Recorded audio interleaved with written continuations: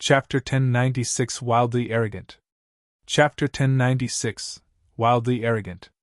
Hellscythe _Vampire Cat. Chapter 1096 Wildly Arrogant. When the purple barrier appeared around Stone Forest Town once more, the excited members of Blackwater could not help but stare at their surroundings. The magic barrier didn't just reduce their combat power. Most importantly, it prevented them from leaving Stone Forest Town. On the other hand, Zero Wing could send in reinforcements continuously to whittle down their forces. At this moment, Abandoned Wave's complexion also turned extremely pale as he stared at the disguised Sherfong, who was standing at the top of the obelisk. As long as the magic barrier existed, none of his forces could leave the town. Moreover, Lancelot's loot would remain in an ownerless state for 2 hours after the items first appeared. As long as the players holding those items died, the looted item would drop from their corpses. 2 hours were more than enough for Zero Wing's reinforcements to arrive and wipe them out. What a devious plan! Yuan Tiexin, who was observing the battle from Sima Town, felt a hint of fear towards Sherfong after witnessing this scene. With this, Blackwater, Heaven's Burial, and Pantheon are truly finished. Thinking about it now, Sherfong was truly a terrifying existence. Not only did he possess extraordinary strength, but he was also an incredible strategist. Despite going up against Blackwater's powerful army, Sherfong had actually managed to wear it down bit by bit, weakening it to such a state. Even a veteran like Yuan Tiexin, who had fought plenty of wars before, was horrified by Sherfeng's capabilities. From beginning to end, this war had been under Sherfeng's control. By the time Blackwater's members realized this, everything was already too late. Currently, Blackwater no longer had a numerical advantage. Neither did it possess experts of superior quality. It didn't even hold a terrain advantage. Uncle Yuan, now that Zero Wing has already won this war, are we still going to look for Black Flame? Purple Jade asked. She was not interested in this war in the slightest. However, through this war, her need to challenge Black Flame to a fight had further solidified. Of course we're still going. Or to put it in another way, because Zero Wing has won, we have even more reason to visit him. Yuan Tiexin replied, laughing. Although Zero Wing had won this war, Stone Forest Town was in ruins. Zero Wing could not sustain itself with just the income of the Candlelight trading firm. Right now, the guild was in dire need of a new source of income for coins. Otherwise, it would very quickly fall into stagnation, something it could not afford to happen, particularly during this period when the experts of the various large guilds were reaching level 41 after another. If Zero Wing did not have the financial strength to supply its guild members with mounts, it would definitely fall behind the other guilds. Meanwhile, the secret pavilion could provide Zero Wing with cities and markets to develop in. Yuan Tiexin was not worried about not being able to obtain the magic tower design at all. Time passed quickly. Inside Stone Forest Town, the members of Blackwater, Heaven's Burial, and Pantheon began to assault the obelisk desperately. MTs, open a path for us. Healers, pay attention to healing. Assassins, sneak inside. As long as we destroy the magic crystal on top of the tower, we will be able to leave this place. At this time, Abandoned Wave himself was also participating in the battle, giving out commands while he fought against Zero Wing's members. Whoever manages to break that crystal, I'll give them an epic item. Peerless and Singular Burial also nodded in agreement with Abandoned Wave's decision. After all, they had obtained a total of 26 items from Lancelot. Meanwhile, Zero Wing had managed to get only 2. If they had to pay 1 epic item to bring the 26 items away, the trade would definitely be worth it. Hearing this, everyone immediately started fighting with even greater desperation. In the current God's domain, the higher the level 1 reached, the more difficult it was to obtain high-quality weapons and equipment. Ordinary players already treated dark gold items as godly items, not to mention epic items. As elite members of their respective guilds, obtaining an epic item was practically a dream. In God's domain, be it dungeons or ancient ruins, the more dangerous a place was, the easier it was to obtain good weapons and equipment. However, the requirement in individual combat standards and basic attributes for entering these locations were considerably high.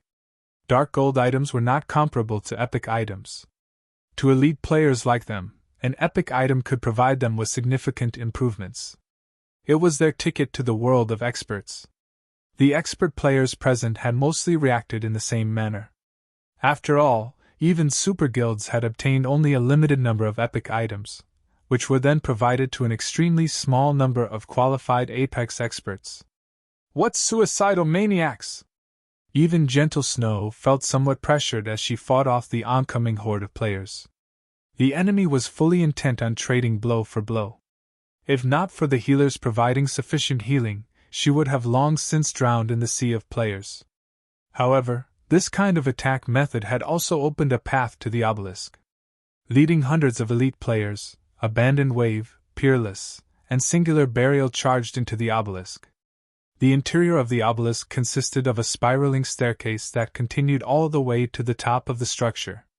Just as everyone was about to reach the top of the tower, a figure in black suddenly appeared before them, blocking their path forward. The instant this figure appeared, Abandoned Wave and the others involuntarily stopped their advance, their eyes filled with fear as they looked at this figure. This figure was none other than the guild leader of Zero Wing, Black Flame, the man also known as the Sword King, who was the #1 expert of Starmoon Kingdom.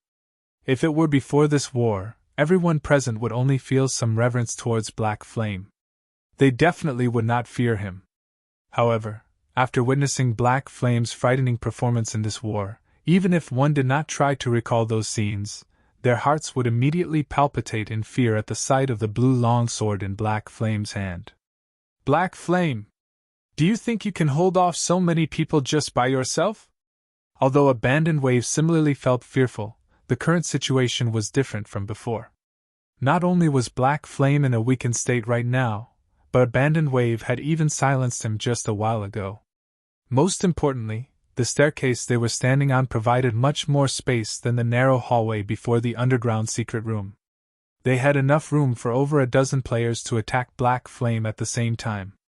Looking at the tense expressions his opponents were making, Sherfong simply shrugged and chuckled as he said, "How will I know if I don't give it a try? Arrogance!" Peerless abruptly executed charge on Sherfong, lifting his shield as he rushed at Sherfong. The other melee players in the group also began circling around Sherfong, intent on surrounding him. Immediately after, Singular Burial also shot out numerous arrows to prevent Sherfong from dodging sideways. If Sherfong was not weakened and silenced, they might have to be wary of him. Now, however, they had no reason to fear him whatsoever. Without even trying to evade the rapidly approaching shield warrior, Sherfong chose to clash directly with Peerless. Pun!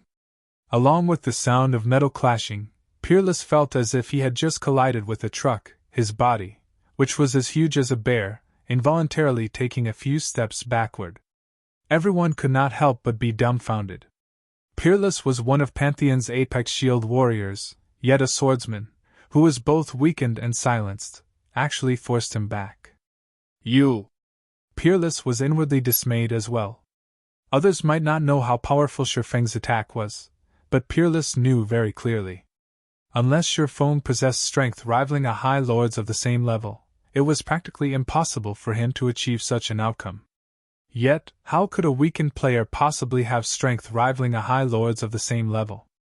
Chapter 1097 Might of the Sword King. Chapter 1097 Might of the Sword King. Hellscythe_Vampire Cat. Chapter 1097 Might of the Sword King. Although Peerless was dismayed, he very quickly regained his calm. He might not be a match for Sherfeng in a frontal confrontation, but he wasn't alone. Right now, over a dozen level 40 experts had already surrounded Sherfeng. Even if Sherfeng's strength was great, he was not invincible. As long as Peerless continued distracting Sherfeng, the others would have an opportunity to take advantage of the weak points Sherfeng exposed. In addition, unlike the time at the hallway before the secret room, Sherfeng did not have any healers supporting him this time. "I'll figure out a way to block his attacks. You guys find an opportunity to attack from his blind spot," Peerless commanded secretly through the team chat. The 15 melee experts nodded silently in response, and they began watching Shifeng's every move. Once Shifeng launched another attack against Peerless, they would take action at the same time. Then, even if Shifeng had 6 arms and 3 heads, he wouldn't be able to defend against them. Moreover, aside from melee players like themselves, Singular Burial was also looking for an opening from a distance. At this moment, Singular Burial carefully retrieved a black arrow from his bag. The instant this black arrow appeared, Abandoned Wave, who stood beside him, felt like death was imminent. Black Flame, you should feel proud that you've forced me to use this black arrow. Singular Burial's eyes were filled with reluctance as he looked at the black arrow in his hand. He had obtained 5 of such arrows from some ruins and had used 2 of them recently to deal with the Field Grand Lord. He had never imagined that he would use one of the remaining 3 arrows on Black Flame. However, he still considered this to be a worthwhile trade. Time was of the essence right now. If they did not kill Black Flame soon, the other Zero Wing members would be able to catch up quickly. Singular Burial knocked the arrow and drew his longbow into a full moon. The black arrow locked on Black Flame's body. After everyone was ready, Peerless activated Shield Wall and dashed at Shifeng. Not only could the Tier 1 Shield Wall skill reduce the damage taken by its user, but it also possessed the ability to resist impact forces. As long as Shield Wall was activated, even a Great Lord couldn't force him back by a single step. At the same time, the 15 other melee players surrounding Shifeng promptly used their most powerful skills. Berserker's Beheaded, Guardian Knight's Holy Slash, Assassin's Absolute Strike, Swordsman's 5 consecutive slashes. All kinds of killing moves were used. Even a Domain Realm expert would not be able to defend against all these simultaneous attacks. In the next moment, just as Peerless was about to arrive before Shifeng, the latter suddenly disappeared from everyone's sight. This move was none other than Void Steps. It was footwork capable of causing the opponent's mind to actively ignore the user's presence, making it seem as if one had suddenly disappeared. Not good. Reacting very quickly, Peerless immediately stomped his foot, executing Thunderclap. The ground instantly cracked, the skill inflicting a certain amount of damage to all targets within a certain range. At the same time, targets hit by the attack would also have their movement speeds reduced. Peerless intended to use this skill to prevent Shifeng from utilizing Void Steps normally. However, he was still a step too late. When Shifeng reappeared, he was already standing beside a Berserker, his sword slashing up at a 45-degree angle towards the Berserker. Before the level 40 Berserker could react, a blue streak of light cut through his neck. So fast! The assassin positioned beside the Berserker felt his neck grow cold when he witnessed this scene out of the corner of his eyes. Only after the strike hit did the Berserker react. He hurried to twist his body, instinctively executing Whirlwind Slash to repel Shifeng.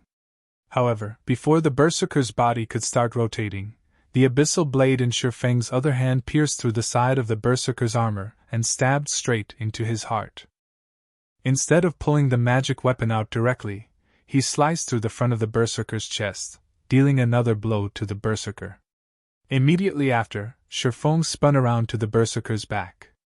Killing Ray described an arc, and just as Shifeng arrived behind the Berserker, the sacred sword also stabbed into the Berserker's back and again hit his heart. Minus 13,976. Minus 5,738. Minus 6,417. Minus 17,233. Everyone only saw 4 sword lights passing through the Berserker's body before the Berserker, who had over 20,000 HP, collapsed to the ground. Combat Technique for Moon Lotus. This was a basic combat technique that all swordsmen needed to learn. In God's domain, the silence debuff was something players commonly encountered. Although a silent state was a nightmare for ordinary and elite players, it hampered the combat prowess of an expert player only slightly. This was because they could utilize combat techniques to make up for the loss of their skills, although combat techniques placed a much greater burden on a player's stamina and concentration. In terms of pure power, while combat techniques were inferior to in-game skills, the former was not subject to cooldown. Combat techniques could also be used while silenced. Hence, so long as one was an expert, they would generally have a few combat techniques under their belts. Not only could combat techniques be used to make up for one's lack of combat power when their skills were on cooldown, but combat techniques could also be used to add variation to one's attacks. Due to this flexibility, even an expert with average equipment could easily beat an elite player with superior equipment senseless. The instant the berserker died, everyone felt a chill crawling down their backs. This gorgeous attack was simply an eye-opener for everyone. However, the truly shocking thing was the damage Shifeng dealt the level 40 berserker. "Be careful! He's no longer in a weakened state," Peerless shouted. Previously, he had been wondering why Shifeng possessed such strength despite being in a weakened state. Initially, he ascribed it to a special effect of equipment that multiplied his strength. However, after seeing the movement speed and attack speed Shifeng displayed, in addition to the damage he dealt, Peerless became certain that the current Shifeng was already back to his peak state. At Peerless' warning, ugly expressions appeared on everyone's faces. The reason they had joined the vanguard was their belief that Shifeng's attributes had been reduced, and that they could utilize their advantage in attributes to offset the gap in techniques. However, now that Shifeng had already recovered his attributes. In reality, Shifeng himself had been surprised when he noticed that his weakened state was lifted so soon. Unexpectedly, the life essences actually served to hasten one's recovery from a weakened state. Otherwise, he would not have dared to come and stop Abandoned Wave and the others so casually. However, he did not give his opponents much time to think, immediately executing void steps and charging towards another player. The various melee players had already been only a short distance away from Shifeng. Now that they were charging up to him one after another, Shifeng just needed to use void steps once to arrive beside another player. Without utilizing any skills, Shifeng succeeded in reaping another person's life using only void steps and 4 Moon Lotus. Before Peerless could even try to stop Shifeng, the latter had already killed a total of 5 players. Nobody could defend against Shifeng's 4 Moon Lotus. Shifeng was like the god of death. Whomever he appeared beside would inevitably die. At this moment, everyone finally understood why the secret pavilion had dubbed Shifeng One-Hit Azura. The pressure of death caused everyone's body to feel extremely heavy, their movements turning sluggish. "Black Flame, time to die!" At this moment, Singular Burial, who had constantly been searching for an opportunity, grinned as he released the bowstring and sent the black arrow flying upward. "Shio!" The black arrow broke through the sound barrier as it shot towards Shifeng's heart. What a fast arrow! Shifeng had long since taken notice of Singular Burial's actions. However, when he saw the approaching black light, he still could not help but be shocked. At the critical moment, Shifeng instinctively crossed his swords before him directly in the arrow's trajectory. Boom! Shifeng immediately felt his hands going numb, his body forced through the air by the arrow as his HP continuously decreased. It felt as if he had just received a meteor with his swords. After recovering from his momentary daze, he moved his swords, deflecting the arrow. Suddenly, a black arrow could be seen flying towards the top of the obelisk. At this moment, less than half of Shifeng's 30,000 plus HP remained. Chapter 1098 Extravagant Combat Method. Chapter 1098 Extravagant Combat Method. Hellscythe_Vampire Cat.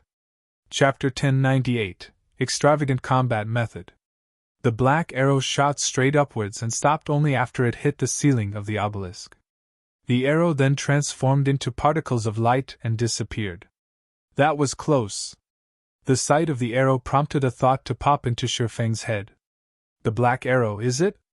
The black arrow was an item left behind in ancient ruins. It was somewhat similar to magic scrolls, and when used, it could display extraordinary destructive power. This destructive power corresponded to the player's own strength. However, the black arrow's power could go up to Tier 4 at most. But even when used against Tier 4 mythic monsters, the black arrow could still heavily injure them. As it was an item that could be found only in ancient ruins, the black arrow was still considerably rare in God's domain. In the past, each black arrow sold for a minimum of 300 gold on the market. It was a treasure that many expert teams dearly wished to possess. After all, mythic monsters were simply too powerful. If they could heavily injure such a monster and reduce its combat power slightly, they would have a much easier time dealing with it. Using a black arrow was equivalent to paying 300 gold in exchange for the life of a mythic monster. Such a trade was sure profit. Of course, even if a mythic monster were heavily injured, it still would not be easily killed. Its combat power would definitely remain above a Grand Lord. Hence, teams still needed to have a certain amount of strength. Fortunately, Singular Burial was only a Tier 1 ranger. If he were Tier 2 right now, he would be able to display the black arrow's full power. In that case, Sherfone would have to activate absolute defense or suffer death. Even so, the black arrow was plenty frightening already. In just a little more than a second, Sherfone had lost over half his HP. Had he delayed in deflecting the arrow by even one more second, he would have really died back there. He didn't die? Singular Burial was stunned by this outcome. Although the black arrow might not be as powerful as a Tier 4 single-target spell, its might was not something a Tier 1 player could easily defend against. After all, Singular Burial had sent a Great Lord flying over 20 yards and inflicted heavy injuries when he had used the black arrow before. Nevertheless, Singular Burial's arrow allowed the melee players, who had surrounded Sherfone, to breathe out a sigh of relief. Brother Burial, I never thought you would actually possess such a trump card as well. We'll be mainly relying on you to deal with Black Flame from now on. As long as you kill Black Flame, we'll let you have the first pick of the loot, Abandoned Wave said. Previously, he already felt helpless when he witnessed Sherfang's horrific strength. He had never imagined that Singular Burial would still bring him such a pleasant surprise. Peerless similarly had his hopes rekindled as he nodded in agreement with Abandoned Wave's words. Singular Burial had taken away over half of Sherfang's HP in just a single attack. As long as he struck him again, the latter would undoubtedly die. Sherfang's death would break the myth of Zero Wing's guild leader's invincibility. At that time, Zero Wing would definitely receive a huge blow to its reputation. All right then. Leave it to me, Singular Burial said, gnashing his teeth. He then retrieved the 2 remaining black arrows from his bag. However, his reaction speed is too fast. Moreover, now that he is prepared for my attacks, it will become much more difficult to hit him. You guys need to think of a way to pin down his movements for a moment. Leave it to us, Peerless and Abandoned Wave said boldly. Previously, they hadn't been confident of dealing with Sherfone, who had recovered to his peak state. However, now that they had Singular Burial's black arrows, they had no problem with distracting Sherfone whatsoever. Immediately, Peerless and Abandoned Wave had the players still capable of using Berserk skills step forward. A total of 8 players had Berserk skills ready for use, 2 Elementalists and 6 melee players, which included Peerless. Sherfang's basic attributes were indeed heaven-defying. However, after they used their Berserk skills, their attributes would still be slightly superior to his. With 6 melee players and 2 Elementalists working together, they could suppress even a Great Lord for a short period, not to mention Sherfone, whose attributes were still beneath a Great Lord. Go! Under Peerless' command, the 5 other melee experts activated their Berserk skills together with Peerless. With their attributes increased significantly, they charged at Sherfone, who was currently recuperating at the rooftop. At this moment, Sherfone took out an intermediate regeneration potion and drank it.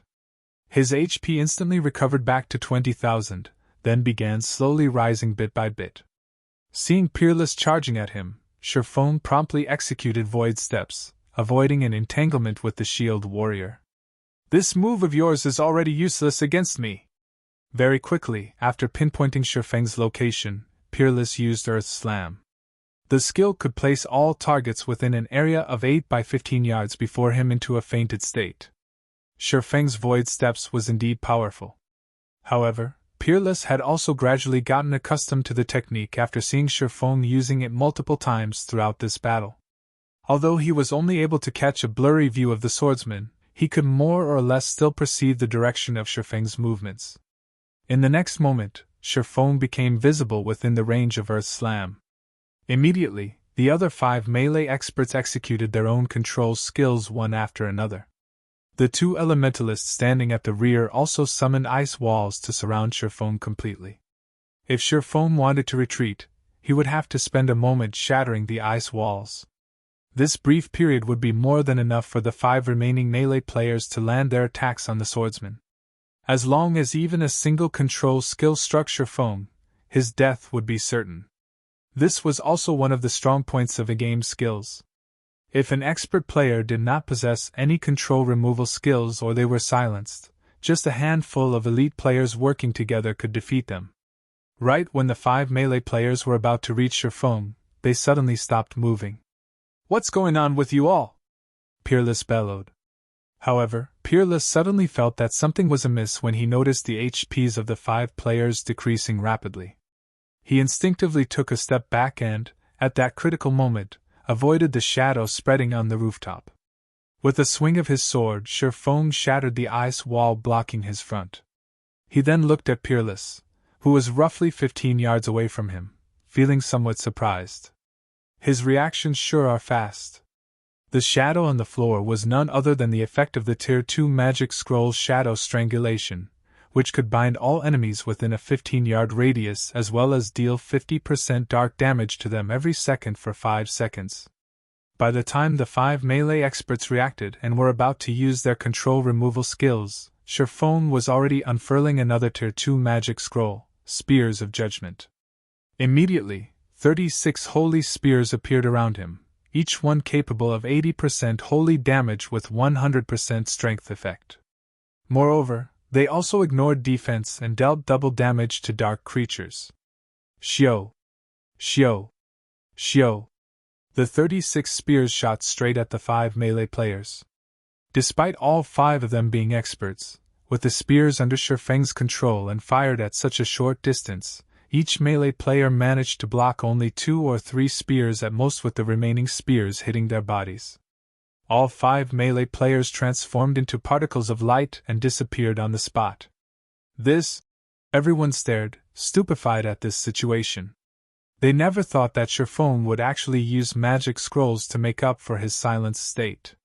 Magic scrolls were extremely precious, not to mention Tier 2 magic scrolls. Each one was easily worth a piece of dark gold equipment. Normally, it would be considered a luxury to use Tier 2 magic scrolls against ordinary bosses. Nobody would be willing to waste them on just a few players.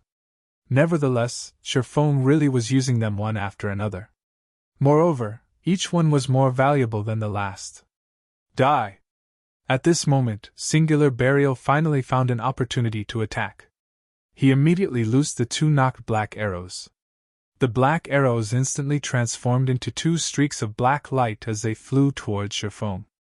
With how fast the black arrows were, Shifeng did not have time to use another magic scroll to defend himself.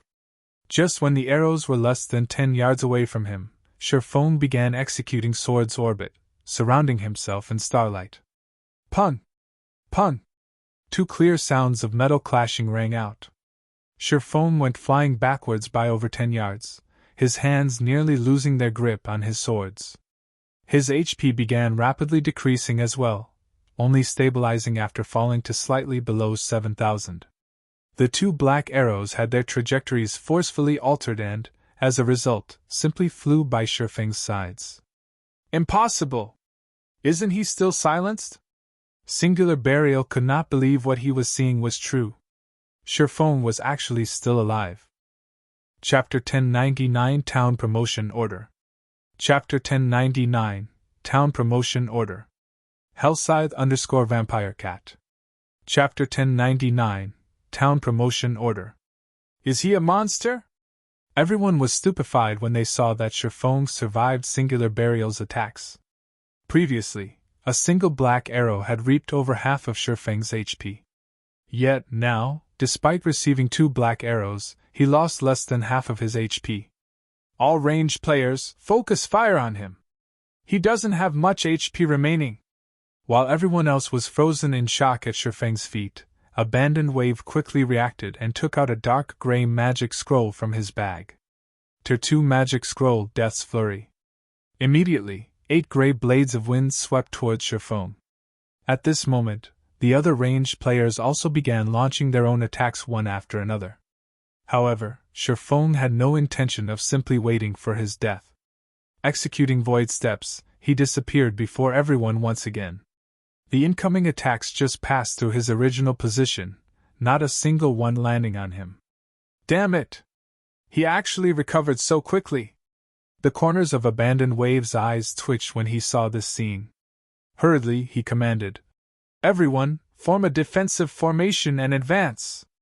Void Steps was truly mysterious footwork.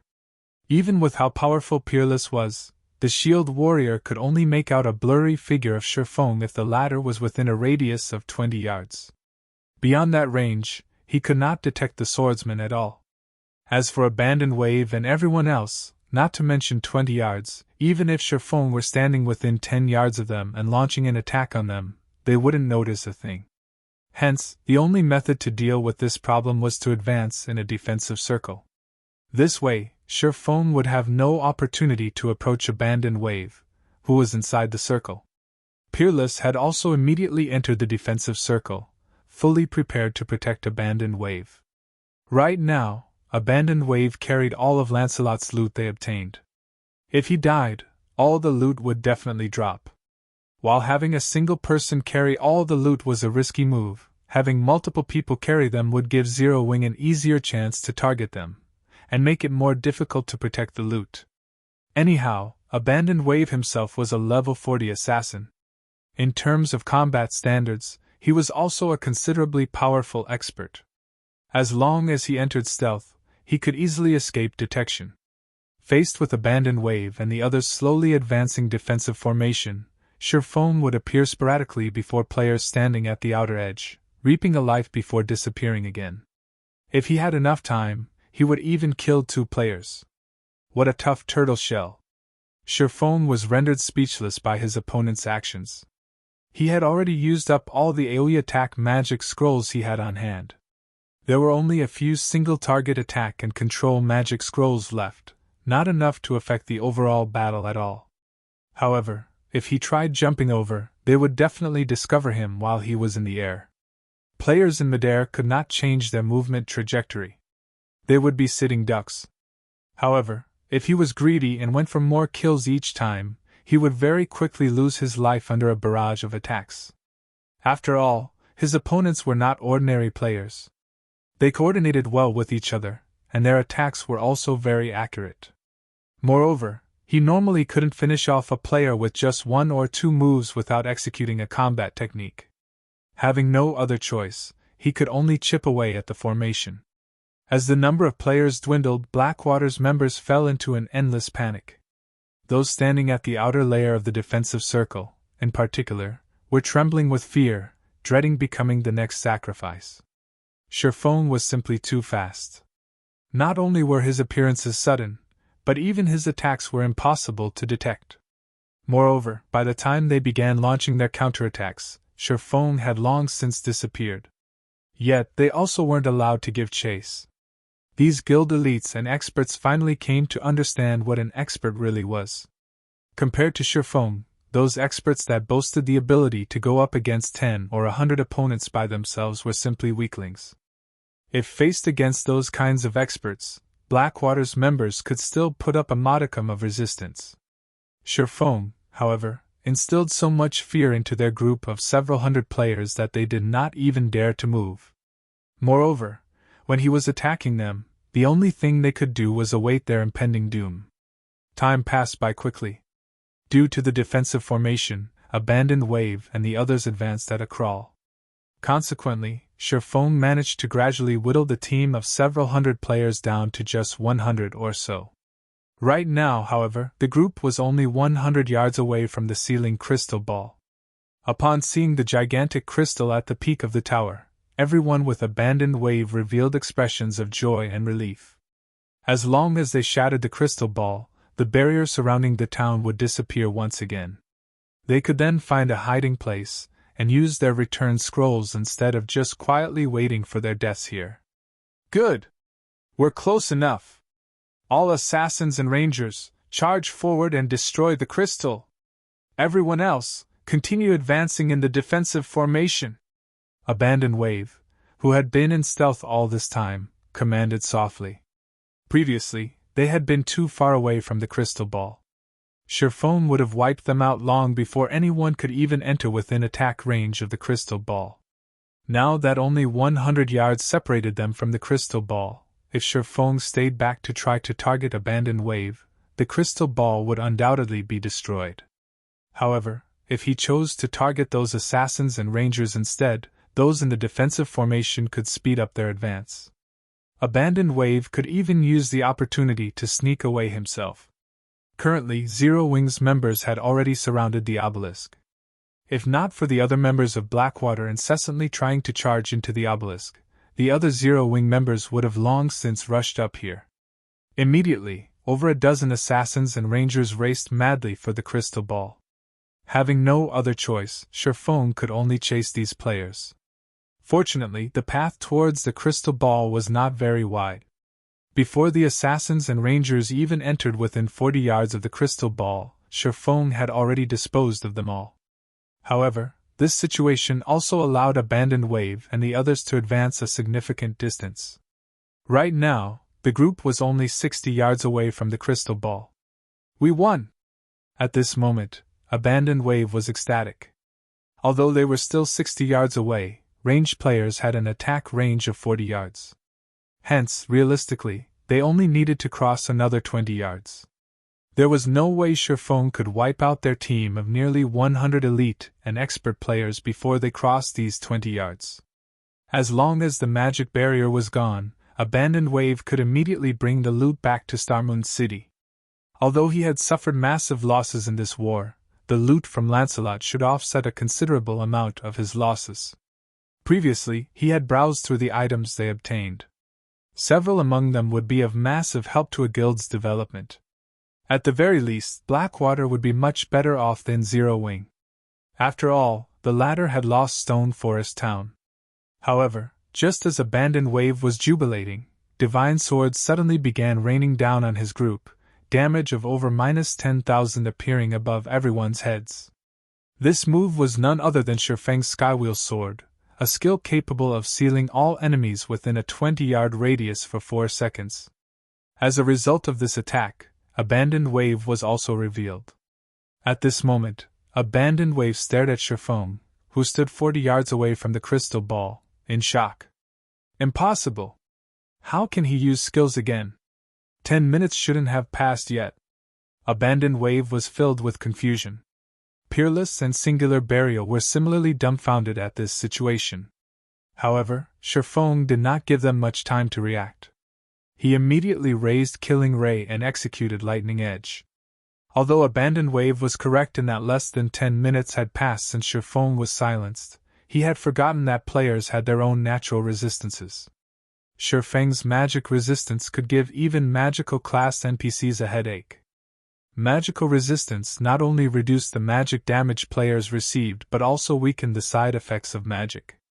In reality, while Abandoned Wave was focused on figuring out how to destroy the sealing crystal, Sherfone was buying time for himself.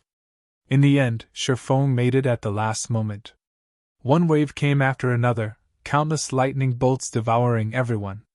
Despite Abandoned Wave activating Wind Steps and Vanish, he still could not last through the 5-second duration of Lightning Edge. By the time the skill ended, only Sherfone and a pile of loot remained on the rooftop of the obelisk. Word of Abandoned Wave's and the others' deaths quickly spread to everyone fighting desperately inside Stone Forest Town. The death of the commander would affect a guild's performance considerably. This situation also wiped out the last hope Blackwater's members held. Their morale plummeted, making them much easier to deal with. Meanwhile, Sherfone himself had collected all the loot Abandoned Wave's group had dropped and began arranging them one by one. Midway, however, he noticed an item in his bag that captured his attention. The item was a square silver token engraved with the image of a lion. There were also a few words written on it. Town Promotion Order. Chapter 1100 Overlord of Starmoon. Chapter 1100 Overlord of Starmoon. Hellscythe_Vampire Cat. Chapter 1100 Overlord of Starmoon. In front of a temple lined with pillars, a team of 20 players was currently resting atop the stone steps. A short distance away from these players was a two-headed bear over 10 meters in height. If one paid close attention to the bear, one would discover it to be a level 60 Grand Lord. Even a 100-man elite team of the same level would be no match for something like this. Yet, this 20-man team actually defeated it. The highest level player in this team was already level 42, with the majority being level 41. As for the equipment they wore, even the most inferior piece was level 40 dark gold equipment. This was a team that could rank at the top even in super guilds. However, every one of these people was an independent player. None of them belonged to a guild. Big Sis Endless, what happened?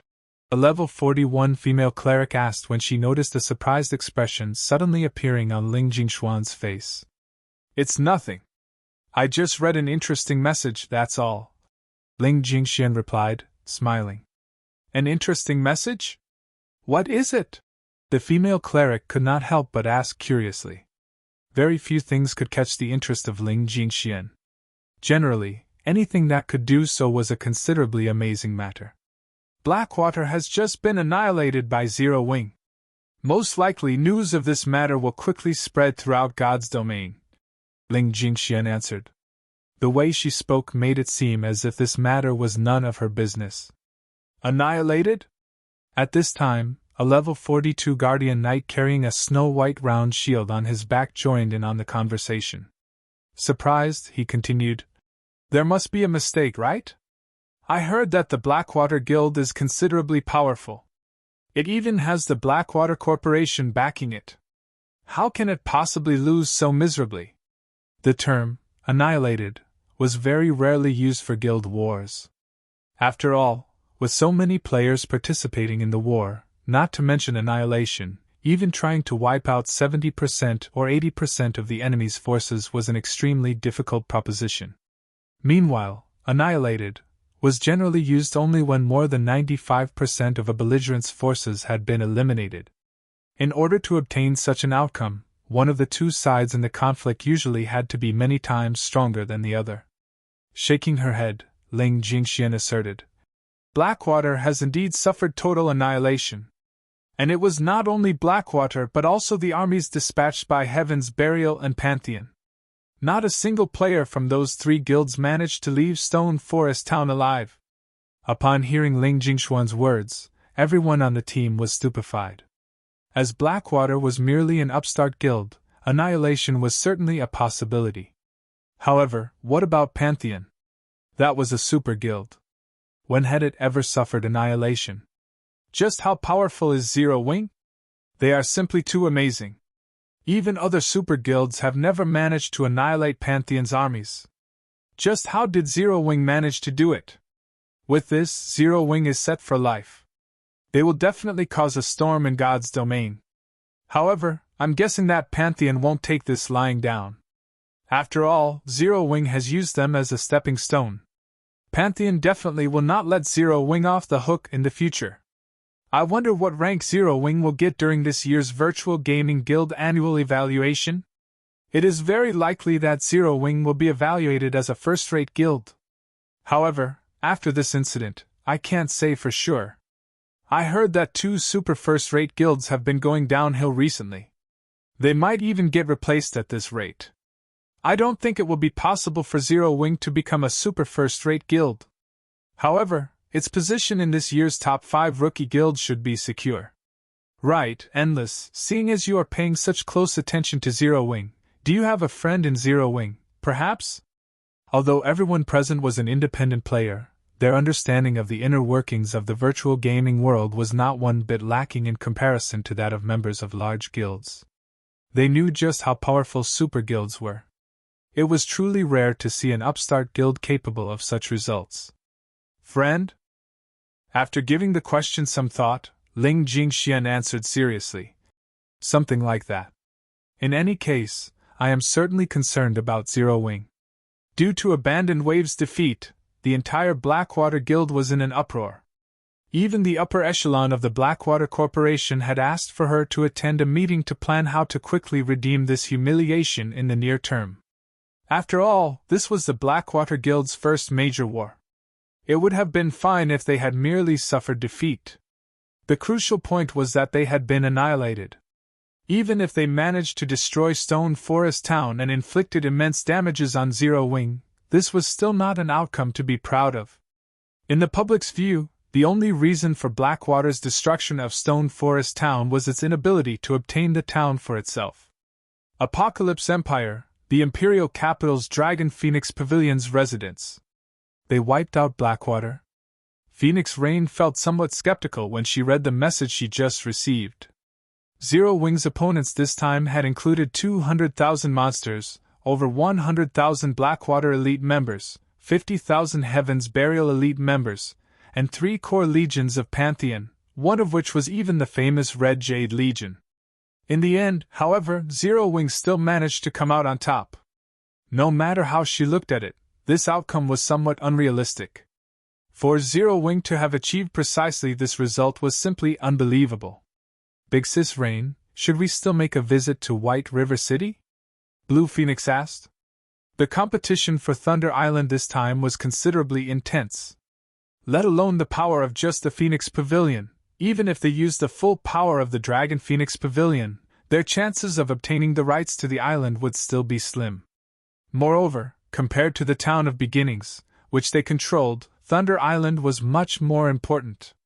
Of course, we're going. The more Phoenix Rain read the report in her hands, the more joyous she felt. Originally, she had not been that confident about the matter of Thunder Island. However, after seeing Zero Wing's information, they might have a chance at victory after all. Meanwhile, in Star Moon Kingdom, all the official forums had long since exploded. Practically every player in the kingdom was discussing the war. Blackwater and Heaven's Burial had lost miserably this time. This was especially true for Blackwater. Many guild members were already expressing their dissatisfaction with the leadership in the war. Within just 10 minutes of the war's end, over 10,000 players had withdrawn from the guild, many of them elite players. In addition, the fall of Blackwater and Heaven's Burial allowed the Star Alliance, which had been suppressed all this time, to rise up once again. Meanwhile, on Zero Wing's side, due to its massive victory, many large guilds that initially had designs on the guild gave up entirely. Overwhelming Smile, in particular, had already begun shifting its focus to other countries and no longer tried to develop in the cities around White River City. For a time, no guild in Star Moon Kingdom dared make an enemy out of Zero Wing. This situation allowed Zero Wing to become the uncontested overlord of Star Moon Kingdom. The only fly in the ointment was the loss of Stone Forest Town. This loss greatly depressed the effects of the Zero Wing's hard-earned victory. However, just as the various large guilds in Star Moon Kingdom were secretly celebrating Zero Wing's loss, a surprising situation occurred in Stone Forest Town. The evil energy polluting the town was actually starting to weaken and dissipate gradually. Chapter 1101 Benefits After a Great War. Chapter 1101 Benefits After a Great War. Hellscythe_Vampire Cat. Chapter 1101 Benefits After a Great War. The dissipation of the evil energy quickly attracted the attention of the independent players outside Stone Forest Town. What? Didn't they say that evil energy won't ever dissipate? Based on the information I found, in order to remove evil energy, one needs to sever the source. Could Zero Wing have secretly dealt with the source already? That's not right. The evil energy this time should have originated from Black Ridge Town. However, Black Ridge Town is still the same right now. How did Zero Wing do it then? Everyone was discussing this development. Very quickly, word of this situation spread throughout the entire Star Moon Kingdom. Star Moon City, Blackwater's residence. Impossible! How did they manage to remove the evil energy? Abandoned Wave practically screamed when he read the report he just received shortly after resurrecting. Zero Wing must be faking this information. I can guarantee that the evil energy is impossible to remove. Unlike curses, evil energy could not be cleansed. It was a kind of chaotic energy. Like a contagious virus, it would automatically transform other forms of energy into evil energy. Without eliminating the source, removing the evil energy polluting Stone Forest Town was simply impossible. However, removing the source was easier said than done. Even he did not know the source's exact location. If it was really located in Black Ridge Town, the monster-infested town was not a place current players could approach. Moreover, evil energy was extremely harmful to players. If players immersed themselves in evil energy for long periods, they would get infected and fall into a weakened state. Players exposed to evil energy for too long would even turn into monsters. If that happened, they would be barred from logging into God's domain for a considerable amount of time. Due to these dire consequences, cleaning out the monsters in Black Ridge Town was extremely difficult. Hence, he firmly believed that Zero Wing could not remove the evil energy polluting Stone Forest Town. The only possibility was that Zero Wing was releasing fake news. After all, Zero Wing had previously registered plenty of members at the battle arena they constructed, collecting a hefty sum in membership fees. If the battle arena was gone, those members could seek compensation for their losses. Therefore, the intention behind the release of this fake news was undoubtedly the appeasement of those members. Guild leader, it's true. Our spies in Zero Wing have already confirmed this fact. The evil energy inside the town is indeed gradually dissipating. At this rate, it will take less than 5 days for all the evil energy in the town to disappear completely. By then, Stone Forest Town will be able to resume its operations, Qin Muyan said, an ugly expression on her face as she took out another document. Not only had the Blackwater Guild lost a considerable number of elite members, but the guild's prestige in Star Moon Kingdom had also fallen to rock bottom. Members were withdrawing from the guild every minute. Most likely, they would have to recuperate for a long time in order to return to their previous state. Originally, with Zero Wing having lost Stone Forest Town, Blackwater would have been able to leverage its funds and background to quickly surpass Zero Wing. However, now that Stone Forest Town was alright, whether Blackwater could even surpass Zero Wing's development speed was in question. This was not an outcome that the upper echelon of the Blackwater Corporation was willing to see. This won't do! I cannot let Stone Forest Town continue existing in this world. Although Abandoned Wave was unwilling to accept the truth of this matter, the facts were already before him. In that case, he needed to take action right away. Notify that man immediately. Tell him I'll try to provide him with the players he needs. However, I want him to have his monster army thoroughly obliterate Stone Forest Town within 5 days. Qin Muyan could not help but frown at these words. She never imagined that Abandoned Wave had already lost his prudence to such a degree. Nurturing all those monsters was not easy. Any players sacrificed to them would be unable to log into God's domain for several days. Blackwater's elite and expert players had already lost a level from this war. If they were sacrificed again, what are you still standing there for? Abandoned Wave glared at Qin Muyan.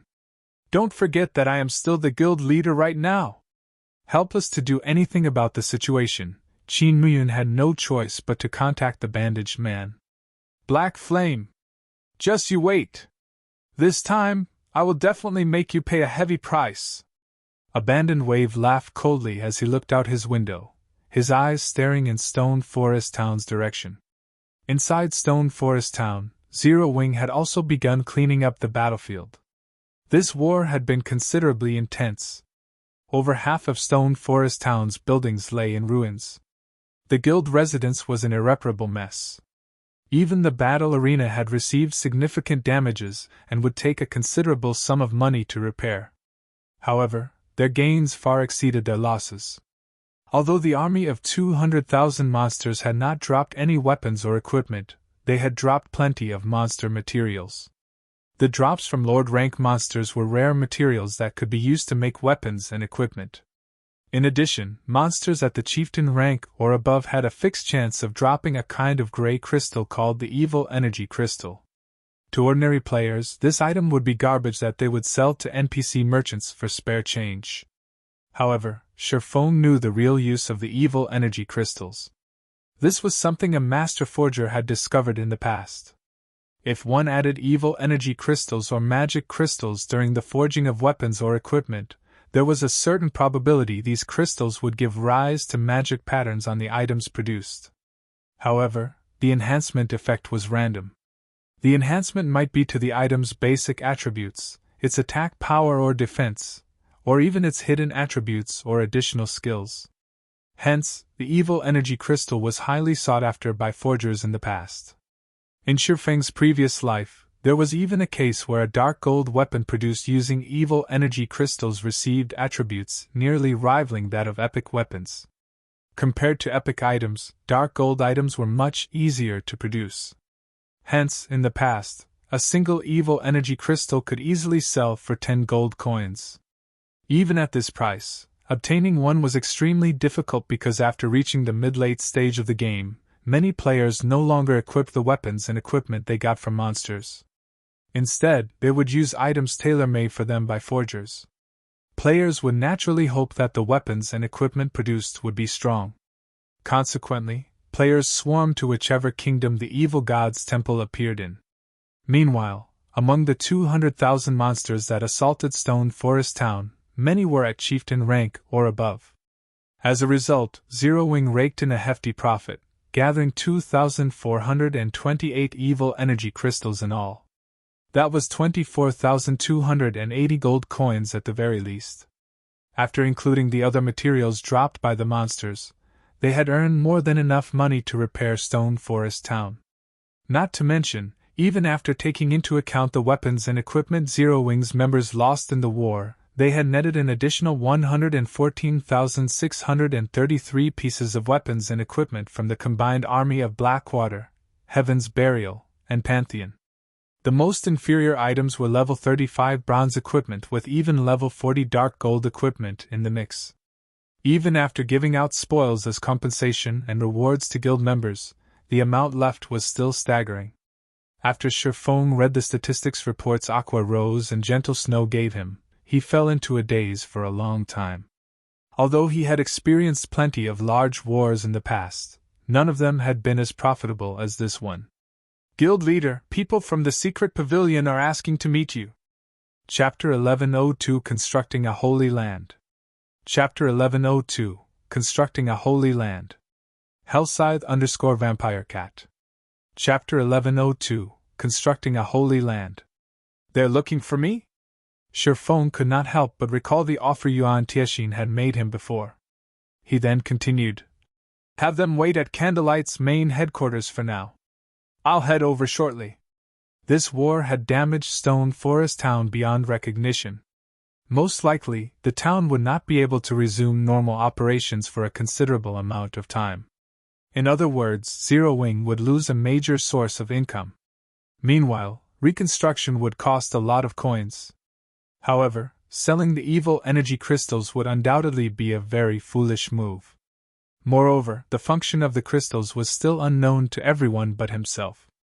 How could he possibly reveal it to others? Yet, just the income from the Candlelight trading firm was not enough to fund the reconstruction. Not to mention, he also required money to build his city. There was indeed a need to have a proper chat with the secret pavilion. Among the superpowers in God's domain, the secret pavilion was undoubtedly the richest. Just the income from the expert lists it released every week was an astronomical amount. There were also the consultation fees it earned from selling information. It would be foolish of him not to take advantage of the situation when such a wealthy client delivered themselves up to his doorstep. Just as Aqua Rose was notifying the secret pavilion about the meeting place, Gentle Snow walked over and reported, "Guild leader, many independent players are currently voicing their wishes for us to reopen Stone Forest Town right away, particularly the players that are members of the Battle Arena. They are asking for us to immediately reopen the town's Battle Arena. Otherwise, they are going to ask for their magic crystals back. Should we prioritize the repairs of the Battle Arena first to appease these members? If they continue making a fuss, there will most likely be many players seeking to withdraw their membership." As the vice guild leader of Zero Wing, Gentle Snow had some detailed information regarding Zero Wing. So, she was very clear just how poor Zero Wing currently was. In the past, she had always thought that Zero Wing was definitely the wealthiest guild in Starmoon Kingdom. After all, it had the Candlelight trading firm and Stone Forest Town providing it with income. The amount of coins these two places raked in each day could make even the guild leaders of first-rate guilds envious. However, when she took a look at Zero Wing's accounts, they might as well be a blank sheet of paper. It really made her wonder just where the money Zero Wing earned was going. Gentle Snow had no idea that while Zero Wing was indeed earning a lot of coins, it was spending even more.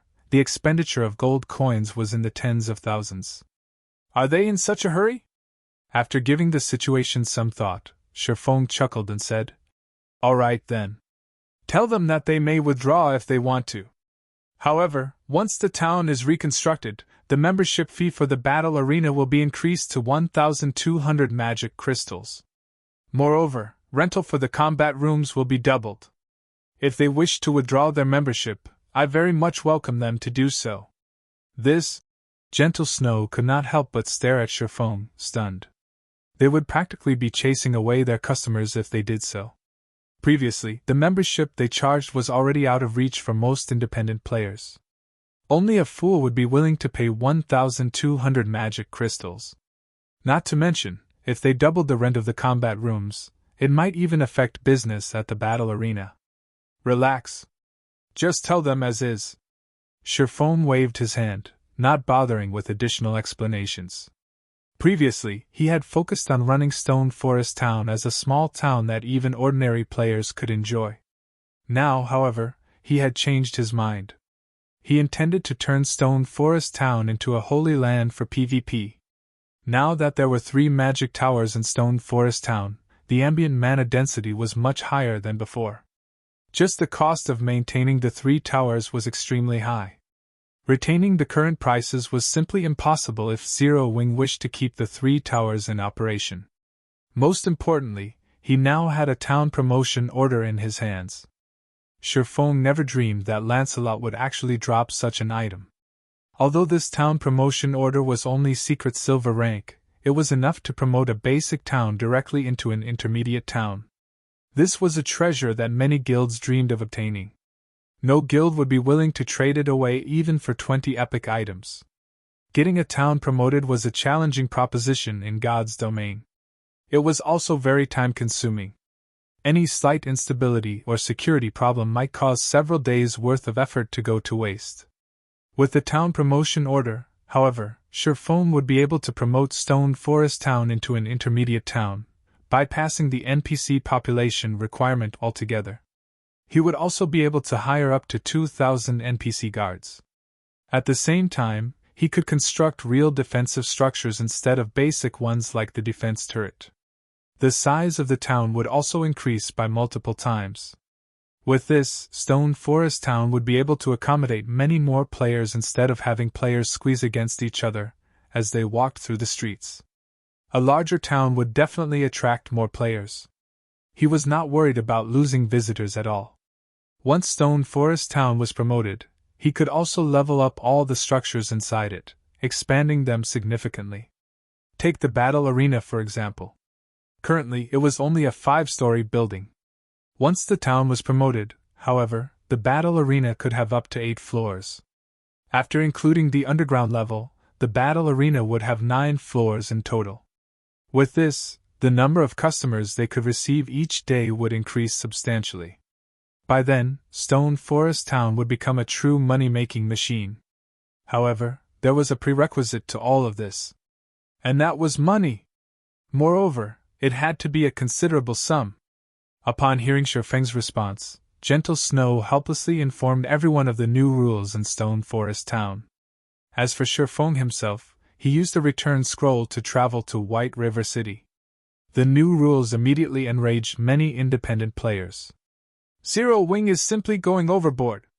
Who would be willing to pay a membership fee of 1,200 magic crystals? They are even doubling the rent now. Do they think our money grows on trees? I'm going to get a refund. Only a fool would visit Stone Forest Town in the future. If I had that kind of money, I might as well spend it at the Divine Colosseum.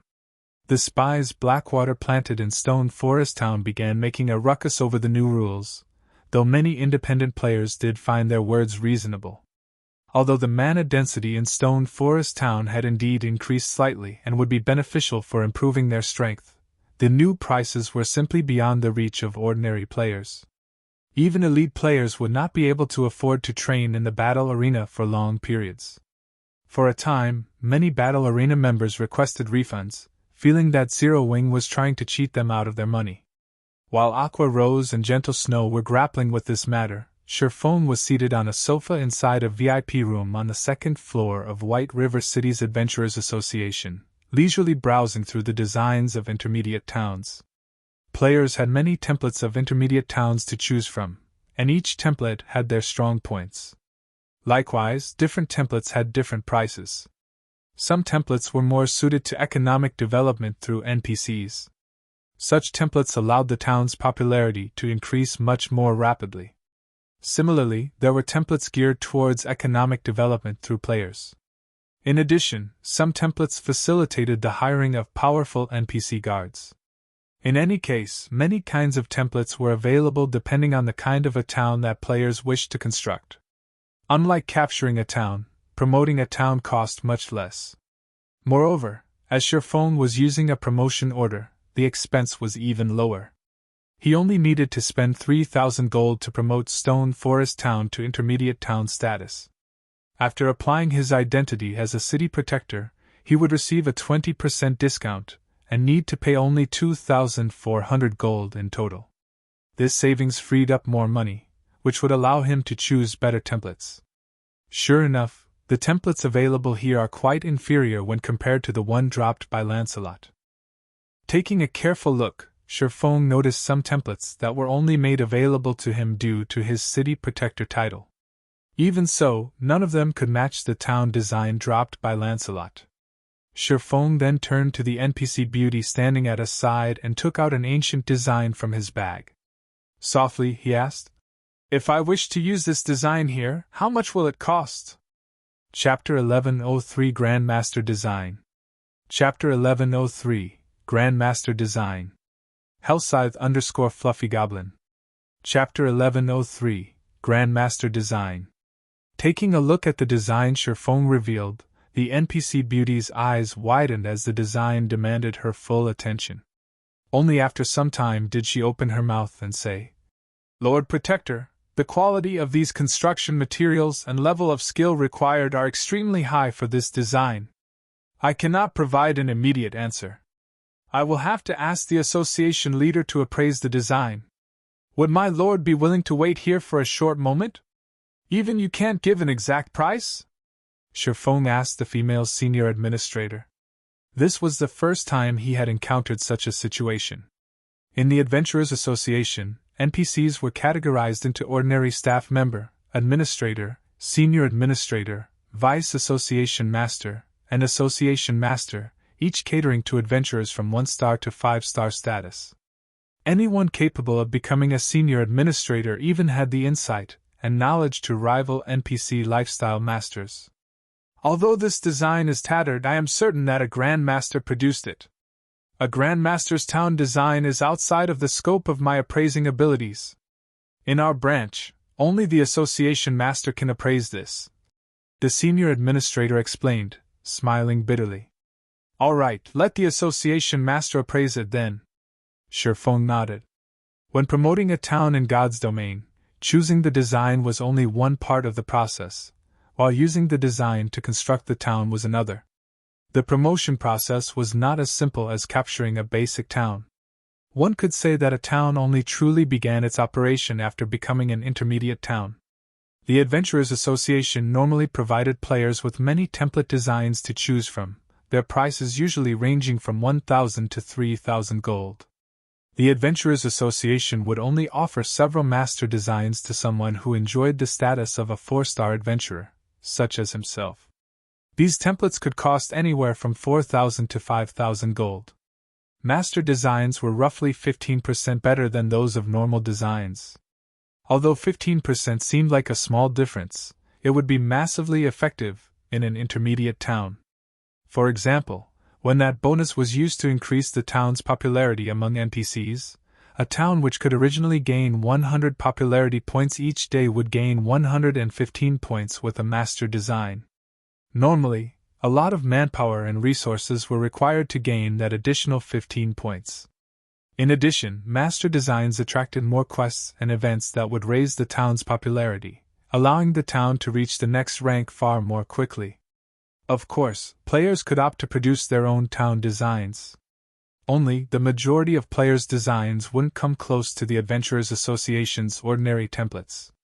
Extremely few lucky players or genius designers could draft a town design better than the available templates. If a player created such a design, the various large guilds in God's domain would fight over purchasing it, offering roughly 3,000 gold.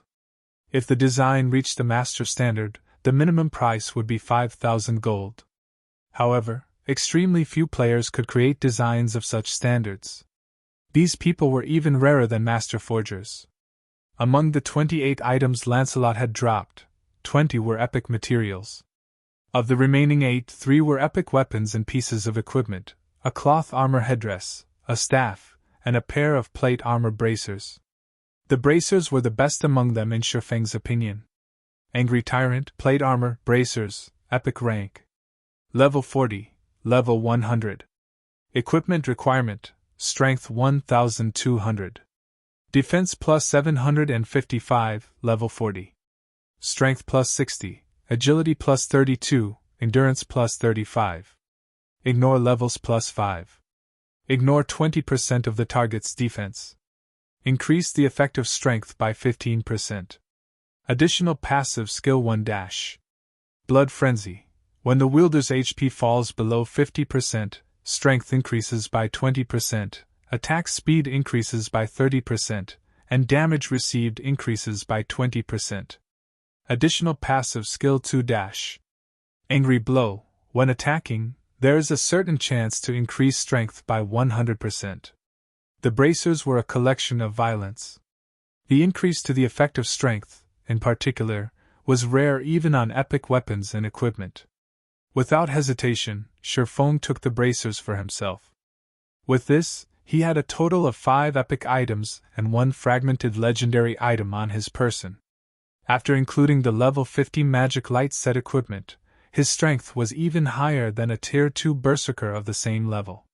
Only his physique and skills were still somewhat inferior. As for the 5 remaining items, 2 were tier 4 magic scrolls, 2 were designs, and the last one was the town promotion order. When Shifeng had discovered that one of the 2 designs was a town design, he had been ecstatic. Normally, town designs dropped in the field came from masters. That was the equivalent of saving 5,000 gold. Moreover, Shifeng very much preferred this town design's heavy emphasis on transportation. Transportation might not seem very important, but it had a considerably special town effect. Once the town was complete, as long as the town spent a sufficient amount of money, it would unlock the transport carriages between towns. Not only could these carriages transport players, but they could also allow NPC merchants to reach the town more quickly. It was a design capable of enhancing the town's popularity among both players and NPCs. Now that he had confirmed that this was a Grandmaster design, Shifeng felt the Holy Land for players beckoning him. A Grandmaster design was 30% stronger than normal templates. In the past, even an ordinary Grandmaster design could sell for tens of thousands of gold, much less these designs at this stage of the game. Right now, Shifeng wouldn't sell the design even if he were offered 1 million gold. When Shifeng thought about the carriages that would soon travel back and forth from Stone Forest Town, his heart beat madly. At this stage of the game, mounts were extremely rare. The carriages could save players a lot of time when traveling to Stone Forest Town. Players would be far more willing to stay in Stone Forest Town. Even when mounts became popular in the future, how could a common mount compete with a carriage? Moreover, the carriage's speed was not always the same. Once Stone Forest Town became an advanced town, the carriages would upgrade to advanced carriages. Only with a mysterious iron mount could one match the speed of an advanced carriage. Once transportation was no longer a barrier, what player wouldn't want to visit Stone Forest Town? Setting aside the battle arena, now that Stone Forest Town had 3 magic towers, independent players could enjoy double the benefit of resting in a hotel. Right now, the town's hotels were only slightly less effective than private rooms in a guild residence. Normally, independent players could only dream of having this effect.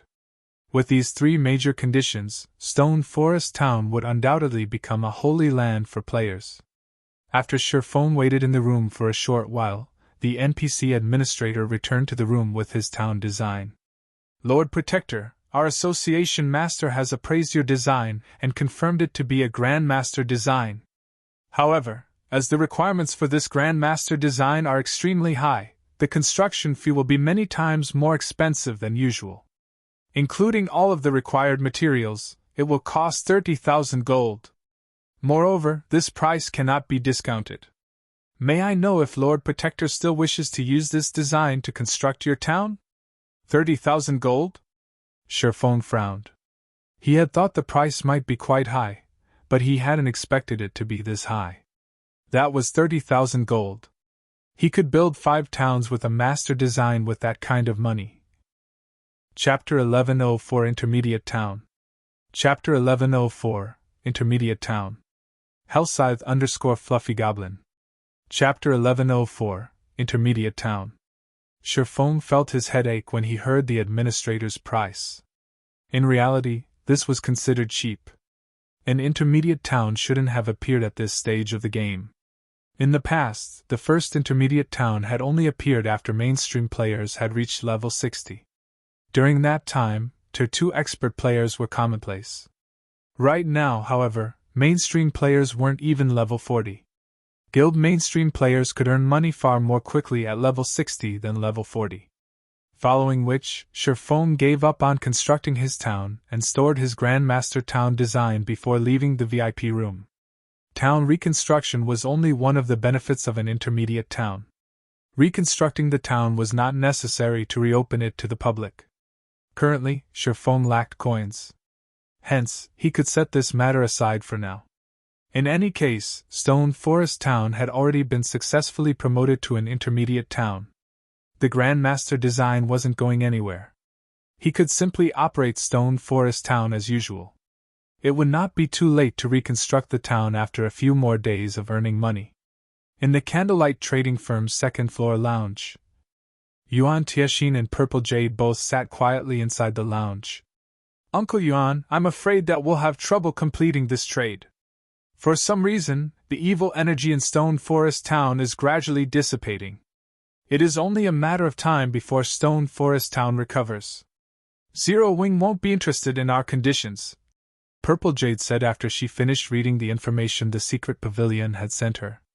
Smiling, she said, Blackwater, Heaven's Burial, and Pantheon have suffered greatly. Not only have they failed to obtain Stone Forest Town, but they have also lost all of the members that they had dispatched. This is the first time Pantheon has suffered such a massive loss since joining God's domain. They definitely have a mess to clean up. The relationship between the virtual gaming world's superpowers was not as peaceful as everyone thought. If given the opportunity, these powers would be more than willing to choke their rivals to death.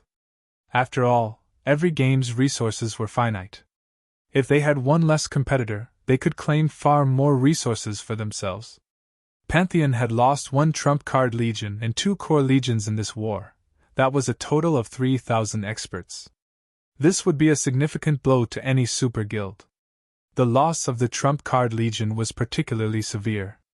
Any player capable of joining a super guild's trump card legion could reach the trial tower's 6th floor at the very minimum. Such experts were considerably rare in first-rate guilds. In the eyes of ordinary players, those who reached the 5th floor were already considered experts, much less the 6th floor. Zero Wing is truly unpredictable. Yuan Tianxin shook his head and laughed. No wonder they aren't afraid of mutual destruction with Blackwater. However, this doesn't affect our plans in any way. Even if Stone Forest Town recovers, it will take a considerable amount of time and resources. Meanwhile, Candlelight Trading Firm cannot wait that long. It is even more so for Zero Wing. He had not talked through his hat. Currently, Both the Blackwater and Heavenly trading firms were pressuring the Candlelight trading firm. Although Candlelight still held considerable influence in Starmoon Kingdom's market and maintained its daily traffic, how long would that last? Both the Blackwater and Heavenly trading firms were marking down their prices and selling their items at a loss. They could also keep this up for a considerable amount of time due to their abundant funds and powerful connections. However, what about the Candlelight trading firm? The Candlelight trading firm had neither abundant funds nor powerful connections. Its only capital was Stone Forest Town. There was no way Candlelight could win a price war against the Blackwater and Heavenly trading firms. Moreover, without sufficient coins, Zero Wing could not continue to develop. Now that Zero Wing was in the limelight, this was the perfect opportunity for the guild to develop and widen the gap between itself and Blackwater. If Zero Wing only continued its development after Blackwater recovered, the guild would be in big trouble. If Blackwater decided to take action against Zero Wing again, it would take more precautions and would not be caught off guard as it had been in this war. Furthermore, Zero Wing currently had an agreement with the secret pavilion to hand over the bronze mounts and strengthening devices. These items were considerably expensive, obtaining them would not be that easy. If Zero Wing wished to earn more coins, working with the secret pavilion was undoubtedly the best decision. Just as Yuan Tianxin and Purple Jade were quietly discussing Zero Wing's situation, Shifeng, currently disguised as Black Flame, entered the lounge. What a powerful mental oppression! Yuan Tianxin was shocked when he laid eyes on Shifeng. Meeting the man in person felt massively different than watching Shifeng on the screen.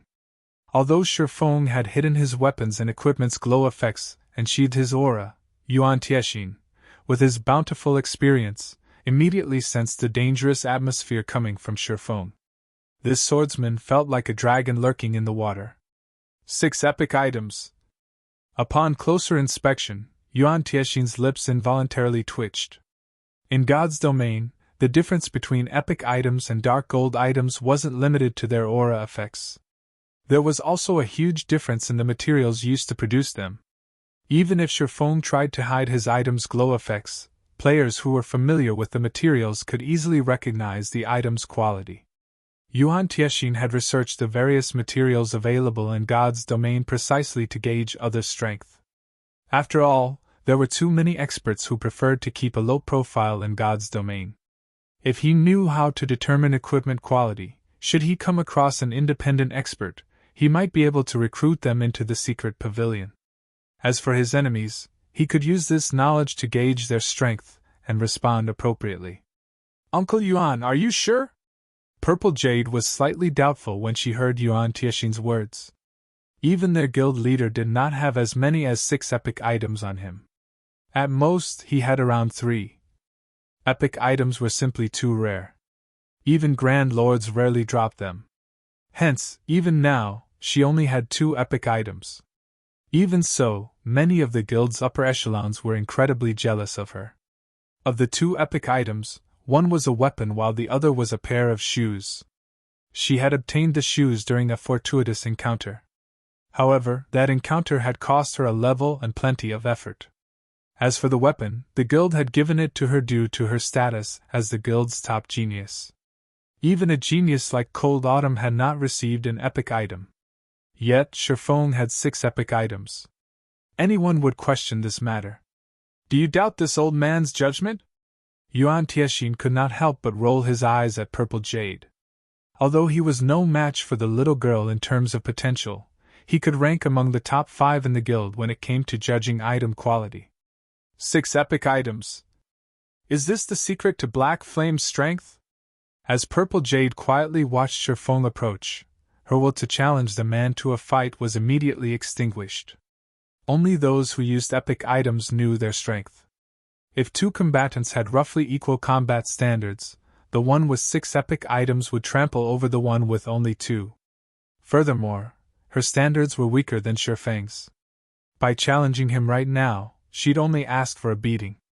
After Shifeng took his seat and before Yuan Tianxin spoke, he received a message from his guild. Stone Forest Town has been promoted to an intermediate town.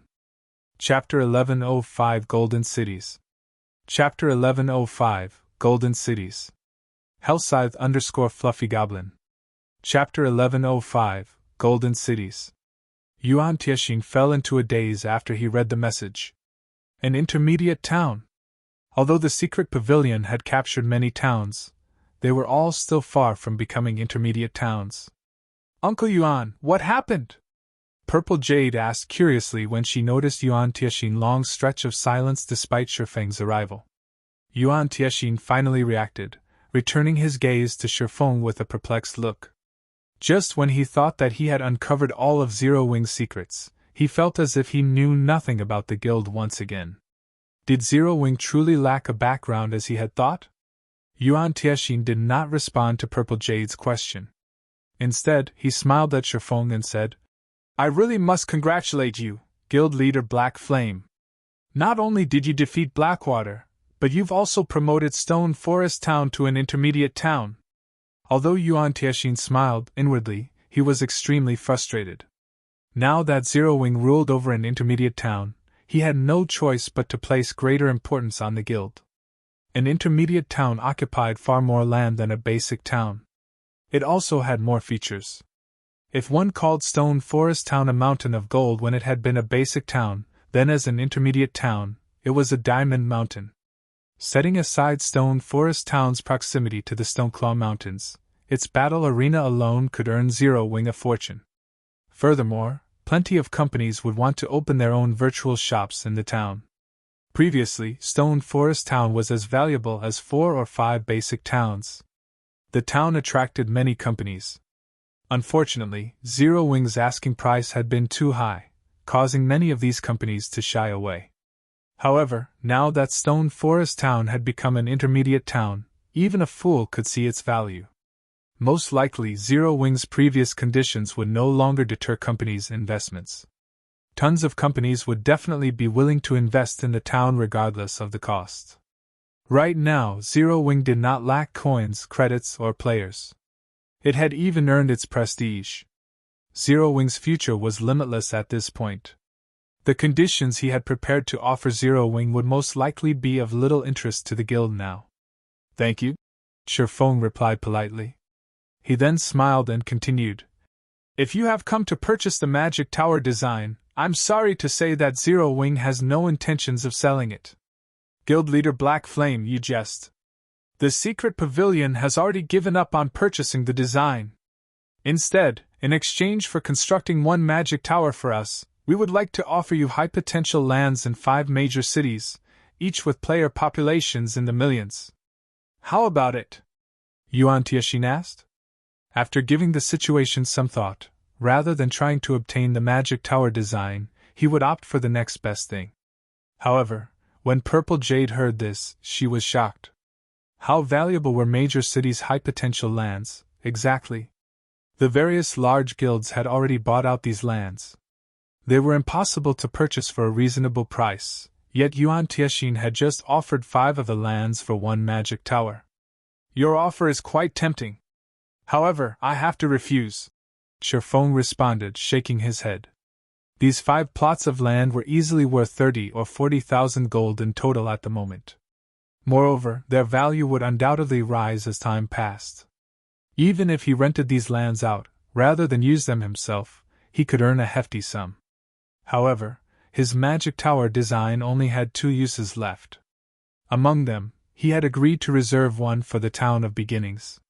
Even if he traded the remaining magic tower for 5 high-potential lands, the trade wouldn't profit the Candlelight trading firm overmuch.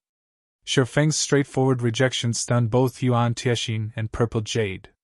Obtaining these 5 plots of land was the equivalent of gaining an additional 5 million customers. Even a super guild's guild leader would pause to consider such an offer, yet Shifeng had rejected it without blinking. Purple Jade even began to wonder if Shifeng truly understood these lands' value. Why else would he refuse the offer so decisively? May I know how much Guild Leader Black Flame wants for a tower? Yuan Tiexiang asked, gritting his teeth. The secret pavilion was determined to obtain the magic tower. The guild leader had specifically reiterated this in their conversations. I want lands in these cities. There are a total of 20 locations. I believe the secret pavilion should be capable of obtaining them. Shifeng then revealed a list of several minor NPC cities. Most of these cities had populations below 100,000, with some as low as 30,000. These cities were also spread out, covering 11 kingdoms and 2 empires. When Yuan Tiexian heard that Shifeng wanted 20 plots of land, he nearly cursed at the man. However, when he read the list and noticed that all of the names belonged to minor cities, he was stupefied. Even if he added all of the cities' player populations, the total was less than 2 million. Moreover, the lands in these locations did not have much potential. He could not fathom what was going through Shifeng's mind. However, this was good news for the secret pavilion. Guild leader Black Flame, is this all that you want? Yuan Tiexian asked. He doubted that Shifeng was so generous. Of course not. I still want a 20,000 gold construction fee. Seeing Yuan Tiexian's skepticism, Shifeng had no choice but to state a more reasonable price. Truthfully, his price was quite high. Even Shifeng thought that he was ripping off the secret pavilion. Although these 20 plots of land were not particularly expensive, they served a great purpose. However, even if he wanted to buy these lands himself, he could not. Other large and small guilds already occupied them. These guilds would only part with the lands at a reasonable price if an existence like the secret pavilion took action. In the past, these land cities had been known as Golden Cities. These cities had earned that name due to their proximity to high-level maps that provided diamond wood. Diamond wood was a rare type of wood in God's domain. It was specifically used to produce high-ranking boats. Even if diamond wood were used to produce a common speedboat, that boat's standards would almost be on the same level as bronze speedboats. Hence, diamond wood had been incredibly popular among the various large guilds and seafaring adventurer teams. Unfortunately, diamond wood was extremely rare. Many kingdoms and empires lacked maps that provided the wood, including Star Moon Kingdom. Now that he had his own medium shipyard, he had to prepare. In the past, he hadn't had this opportunity. Now that the chance was before him, how could he miss it? Lands in these cities had sold for astronomical prices during his previous life. Back then, 50,000 gold had been the bare minimum to purchase one plot of land. Unlike ordinary materials, players could not store the wood meant for crafting boats in their bag space. Rather, players had to transport the wood at its full size. Moreover, even when the wood reached an NPC town or city, it was still considerably troublesome to transport the wood to its final destination. Of course, players could utilize teleportation arrays to transport the wood. Only the price of teleporting a single log was far higher than teleporting a player. In the past, the most common transportation method had been transport carriages. However, it would be foolish to transport a single log each trip. Hence, players usually stockpiled the wood before hauling it all at once. However, NPC towns and cities did not permit players to leave piles of items on the streets. If anyone dared to do so, their items would be confiscated immediately. Due to this, the various large guilds had needed warehouses to store the materials. To put it simply, guilds in the past had spent 50,000 gold to purchase warehouses for their diamond wood. Chapter 1106 Advanced Transport Carriage. Chapter 1106 Advanced Transport Carriage. Hellscythe_Fluffy Goblin. Chapter 1106 Advanced Transport Carriage. An additional 20,000 gold? For a moment, Yuan Tiexian fell into deep thought. Fine. However, once we make the payment, you need to begin the magic tower's construction immediately. Although the minor city's 20 plots of land and the 20,000 gold was slightly more expensive than the 5 high-potential lands in major cities, the latter's value had far more space to grow. That's fine. When the deeds for those 20 plots of land and the 20,000 gold arrive, we will begin the tower's construction. Shifeng hadn't expected Yuan Tiexian to agree to his demands so quickly. Although obtaining those lands was a simple task for a super guild, collecting the 20,000 gold was not. Yuan Tiexian's ability to agree so readily showed that 20,000 gold was nothing to the secret pavilion right now. This caused Shifeng some regret. If he had known, he would have asked for 30,000 gold. After all, super guilds would undoubtedly invest more than 20,000 gold into a town's defenses. A single defense turret already cost 7,000 gold, roughly the same price of constructing a magic tower if it were built by a master lifestyle player. Meanwhile, a guild would need at least 4 defense turrets to defend a town adequately. Unfortunately, 4 defense turrets weren't as capable as a single magic tower. Following which, Shifeng and Yuan Tiexin signed an agreement stating that the secret pavilion would complete its part of the deal within 2 days. At that point, Zero Wing would be required to construct a magic tower in Ice Crystal Town within 2 days. Shifeng was surprised when he saw Ice Crystal Town's name. He had never imagined that the secret pavilion would capture the town. Ice Crystal Town was a border town in the Fire Wing Empire's southwestern region. The town had originally belonged to a dark force, and the majority of the town's NPCs were Tier 2. There were even several Tier 3 NPCs in charge of the town. Even the Fire Wing Empire had to consider actions against the town carefully. However, this town was precisely the reason that the Fire Wing Empire had given up on evicting the dark forces in the area. One could just imagine how difficult it would be for players to raid the town. Although Ice Crystal Town appeared ordinary, it was the closest town to the neutral map, Sunset Mountain Range.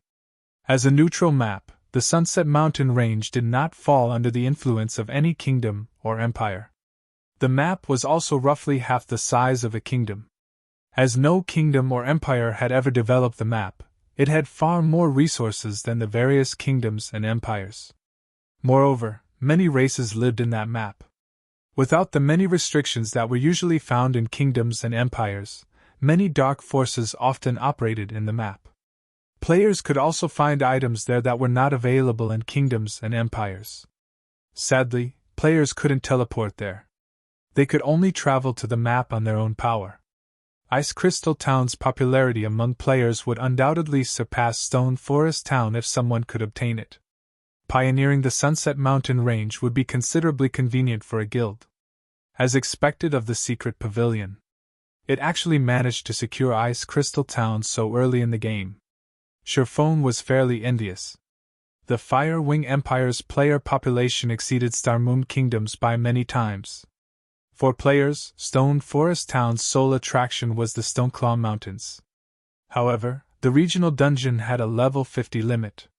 Once mainstream players exceeded that limit, the town would lose its appeal.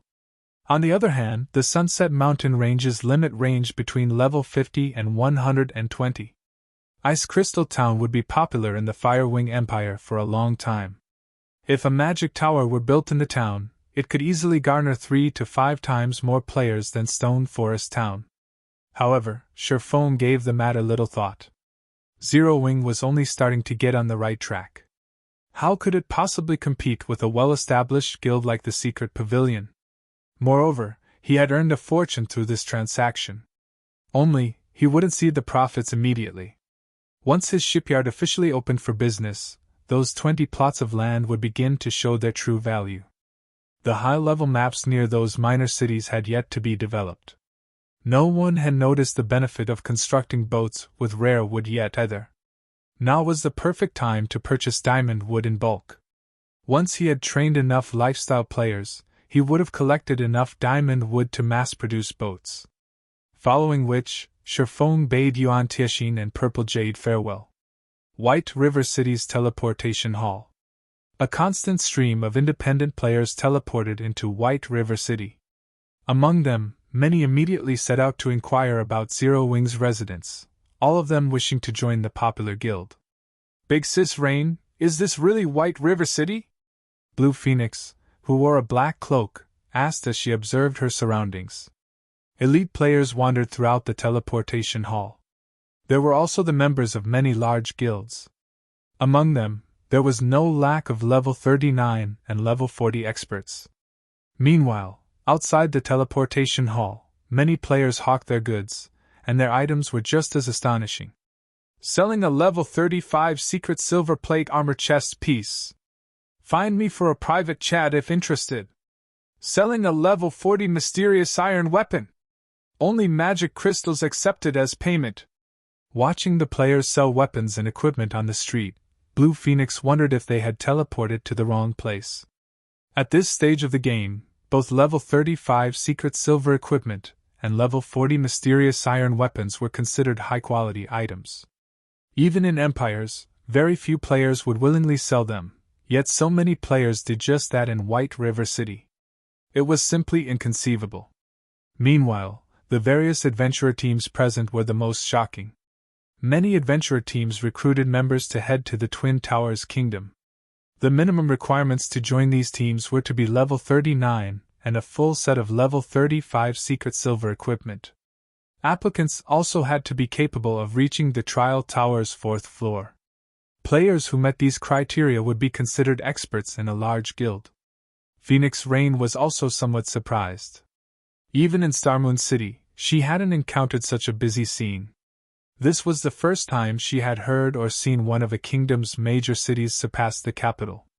After leaving the teleportation hall, Phoenix Rain quickly noticed a large number of advanced carriages moving about the streets. Hailing a carriage wasn't easy due to so many players fighting for their own. "Why is Yuan Tianxin here?" Just as Phoenix Rain was about to climb into an advanced carriage and head to the Candlelight trading firm, she discovered 2 players atop mounts stopped before the teleportation hall's entrance. Both the man and the woman wore black cloaks. Although the cloaks prevented others from seeing their IDs and levels, as the two did not hide their appearances, those who knew them could recognize them easily.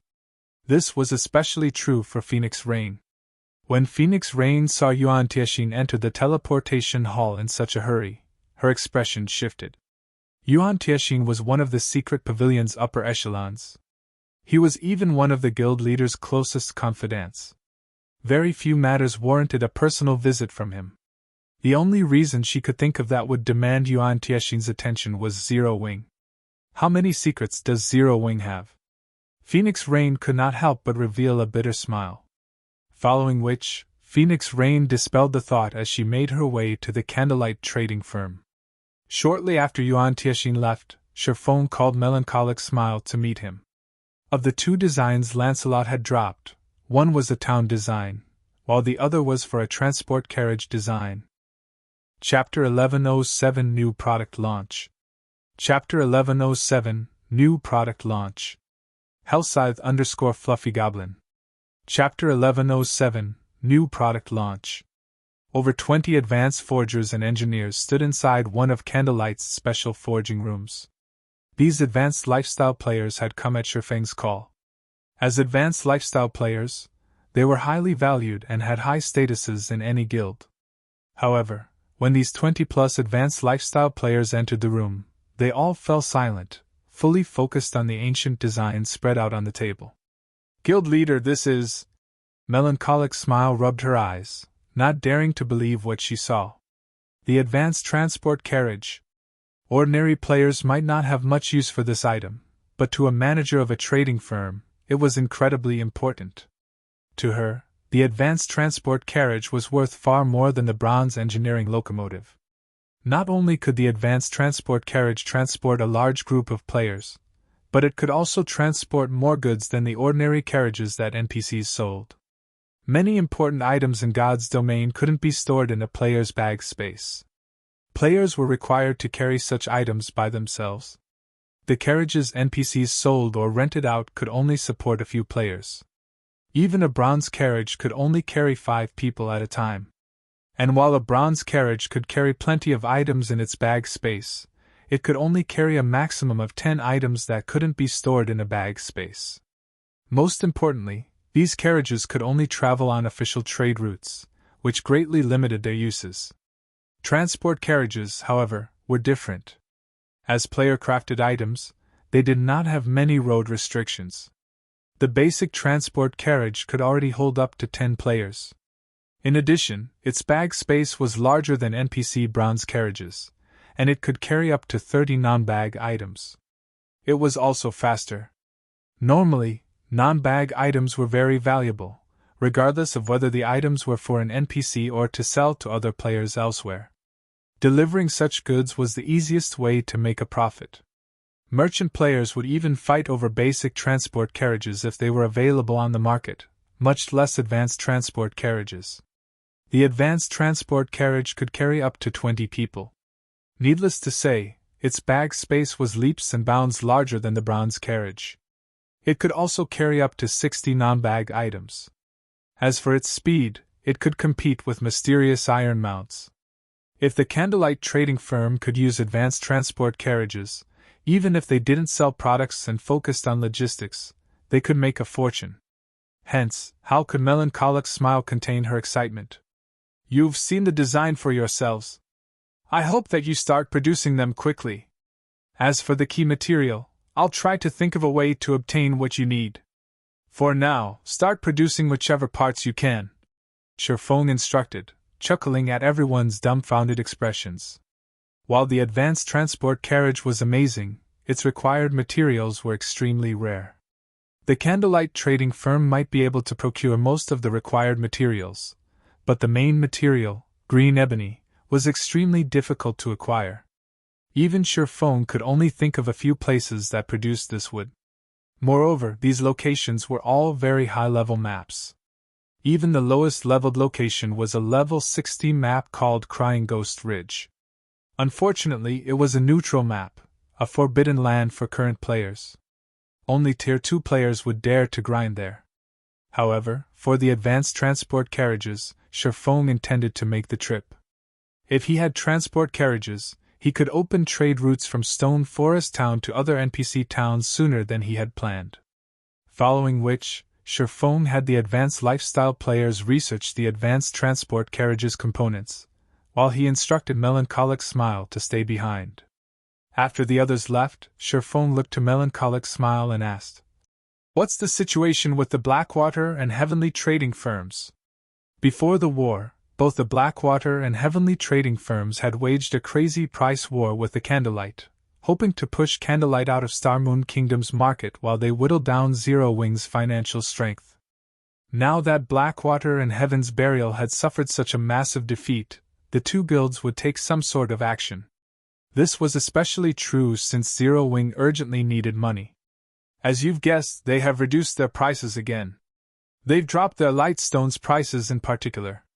Right now, they're selling each light stone for only 30 copper. They aren't even trying to cover their production costs now, Melancholic Smile slowly reported. For current players, light stones were a must-have item. They were also the Candlelight trading firm's most competitive product. Now that the Blackwater and Heavenly trading firms have lowered their prices to 30 copper, one could see how much the two trading firms hated Candlelight. At 30 copper, Blackwater and Heavenly couldn't even cover their production costs. Candlelight trading firm, however, could still make a profit due to their many advanced forgers. In addition, due to the special forging rooms, powerful flames, and other support tools, Candlelight's production cost for light stones was only 20 copper. Since they want to play, let's humor them until the end. Sell the light stones for 25 copper each. We'll also start selling the exotic stamina potions. Shifeng did not feel anything in particular about this situation. He had long since prepared for the day when the light stones would no longer be profitable. After all, the light stones were a common product in God's domain. He was satisfied with the fortune he had already made off of them. Meanwhile, the exotic stamina potion he was about to launch was different. Candlelight had exclusive rights over the exotic stamina potion's recipe. Its price was also within ordinary players' budgets. This was definitely a must-have potion. Most importantly, this potion would become popular among gathering players. One of players' main sources of income in God's domain was gathering raw materials. However, players consumed far more stamina when gathering materials than in boss battles. Moreover, the rarer a material was, the more stamina players would consume. This resulted in frequent force breaks and limited gathering times. Once they released the exotic stamina potion, Shifeng refused to believe that players, who preferred to gather materials rather than fight monsters, would pass this new product by. "I'll get it done right away." Melancholic Smile nodded excitedly. The Blackwater and Heavenly trading firm's actions had irritated her. Now that they were about to launch the exotic stamina potion, she wanted to see how those two trading firms planned to compete with Candlelight. Following which, melancholic smile reorganized the layout of the Candlelight trading firm's first floor hall, setting up a counter specifically for the exotic stamina potion. The new counter immediately garnered the attention of many players. "Leader, look over there. Candlelight seems to have launched a new product. Let's head over and take a look." Immediately, a large crowd gathered around the first floor's new counter. "Crap! Isn't this potion a little too amazing? It can actually recover stamina." Chapter 1108 10 people. Chapter 1108 10 people. Hellscythe _Fluffy Goblin. Chapter 1108 10 people. When the crowd read the exotic stamina potion's description, excitement shone in their eyes. As one of the major hidden attributes, stamina played a massive large role in players' everyday lives. However, it was very limited. "Leader, we hit the jackpot this time. This stamina potion is perfect for the Silent Swamp. With this potion, we won't have any problems reaching the swamp's core," a level 38 berserker exclaimed through his team chat. "Why are you in such a hurry? Let's take a look at the price first. If it's too expensive, I'd rather stick to grinding in the swamp's outer region," a level 39 shield warrior replied. However, although his tone was indifferent, anticipation flashed in his eyes. Inwardly, he hoped that the exotic stamina potion was too expensive. The Silent Swamp was a level 40 to level 50 high-resource map. However, as this map was a swamp, players consumed a lot of stamina while moving through it. Moreover, the deeper one ventured into the swamp, the more stamina they consumed. Hence, the various large guilds had avoided sending members there to level up. This provided an excellent opportunity for independent players like themselves to make money and level up quickly. Previously, on their team's first trip to the Silent Swamp, they discovered that the map was a land of treasures. They frequently came across rare minerals and herbs. Although there were a lot of monsters there, if one were careful, they could walk away with a significant harvest.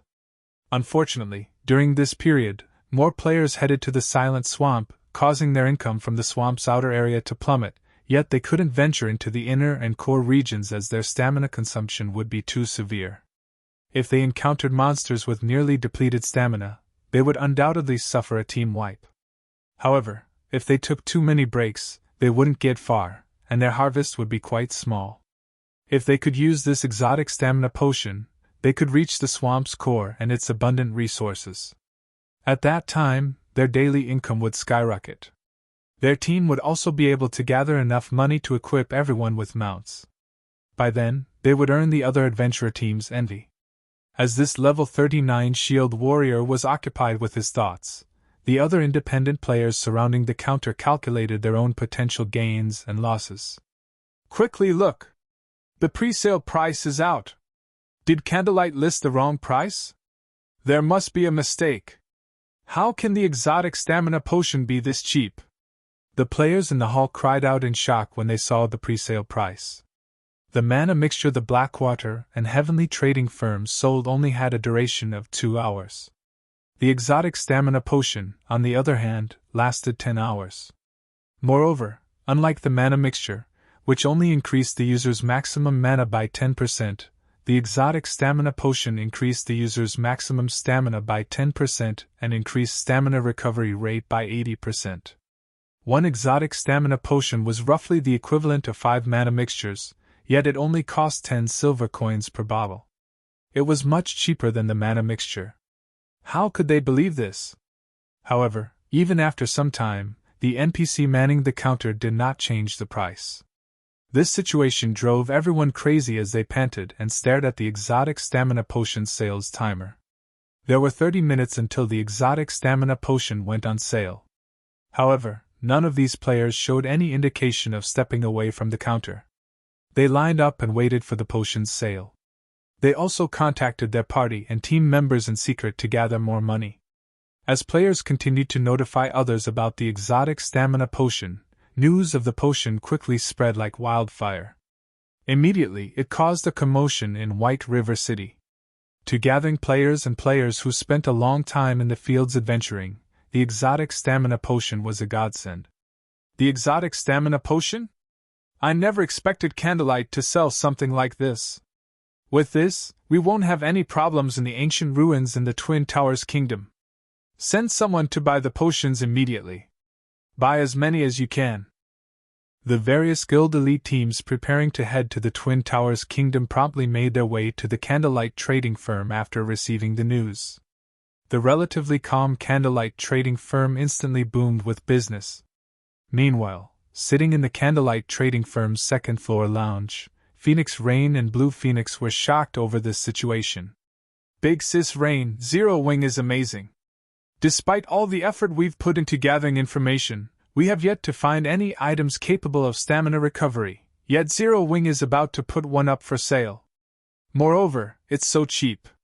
With this, Blackwater and Heaven's Burial must be growling in frustration, Blue Phoenix said, giggling as she watched the players line up in the first-floor hall. One could purchase an exotic stamina potion that lasted for 10 hours for just 10 silver coins. That was the equivalent of paying 1 silver per hour. Even ordinary players could afford this. Ordinary players earn a limited income. Aside from spending their money on necessary items, if ordinary players wished to level up quickly or gather more herbs and minerals, they could buy the exotic stamina potion. However, if these players bought the exotic stamina potion, they wouldn't have any money to spend elsewhere for a while. With this, Blackwater and Heaven's Burial's price reductions to attract more customers were now useless.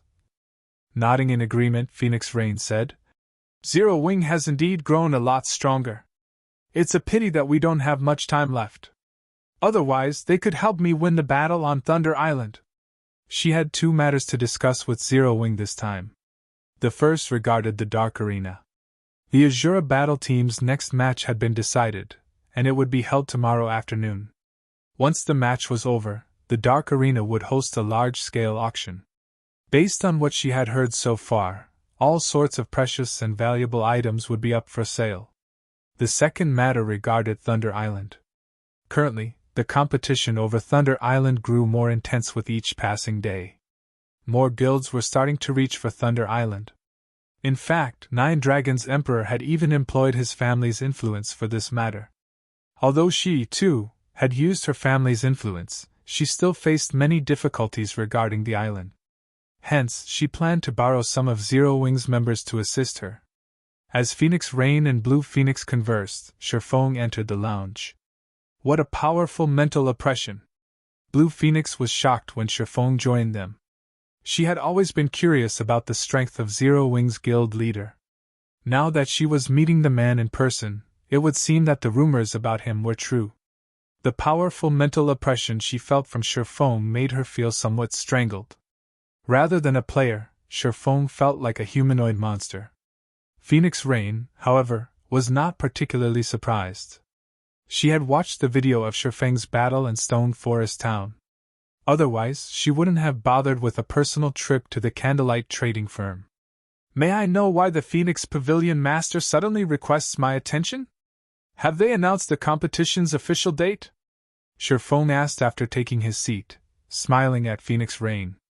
Although the Azura battle team's opponents had been decided some time ago, the competition's date had been a mystery. This competition in the Dark Arena was incredibly important to him. As more major corporations took part in the Dark Arena, the bets on each match would increase. At this point, it shouldn't be difficult for a winning team to walk away with 20 or 30,000 gold. To Zero Wing, which urgently needed funds, the Dark Arena was an invaluable source of income. You're half correct. The competition will take place at 10 p.m. tomorrow in the Flame Dragon Empire's imperial capital, Phoenix Rain said, chuckling. I'm also here to borrow 10 players from Zero Wing. Chapter 1109 Holy Land at Sea. Chapter 1109 Holy Land at Sea. Hellscythe _ Fluffy Goblin. Chapter 1109 Holy Land at Sea. Borrow some of our players? Sherfong gave Phoenix Rain. The Dragon Phoenix Pavilion was a super first-rate guild. The pavilion recruited a large number of members each year, and they had tons of guild-nurtured experts. Yet, that same Dragon Phoenix Pavilion had sought him out to borrow manpower. This was inconceivable. That's right. I wish to borrow 10 people to help me with the task.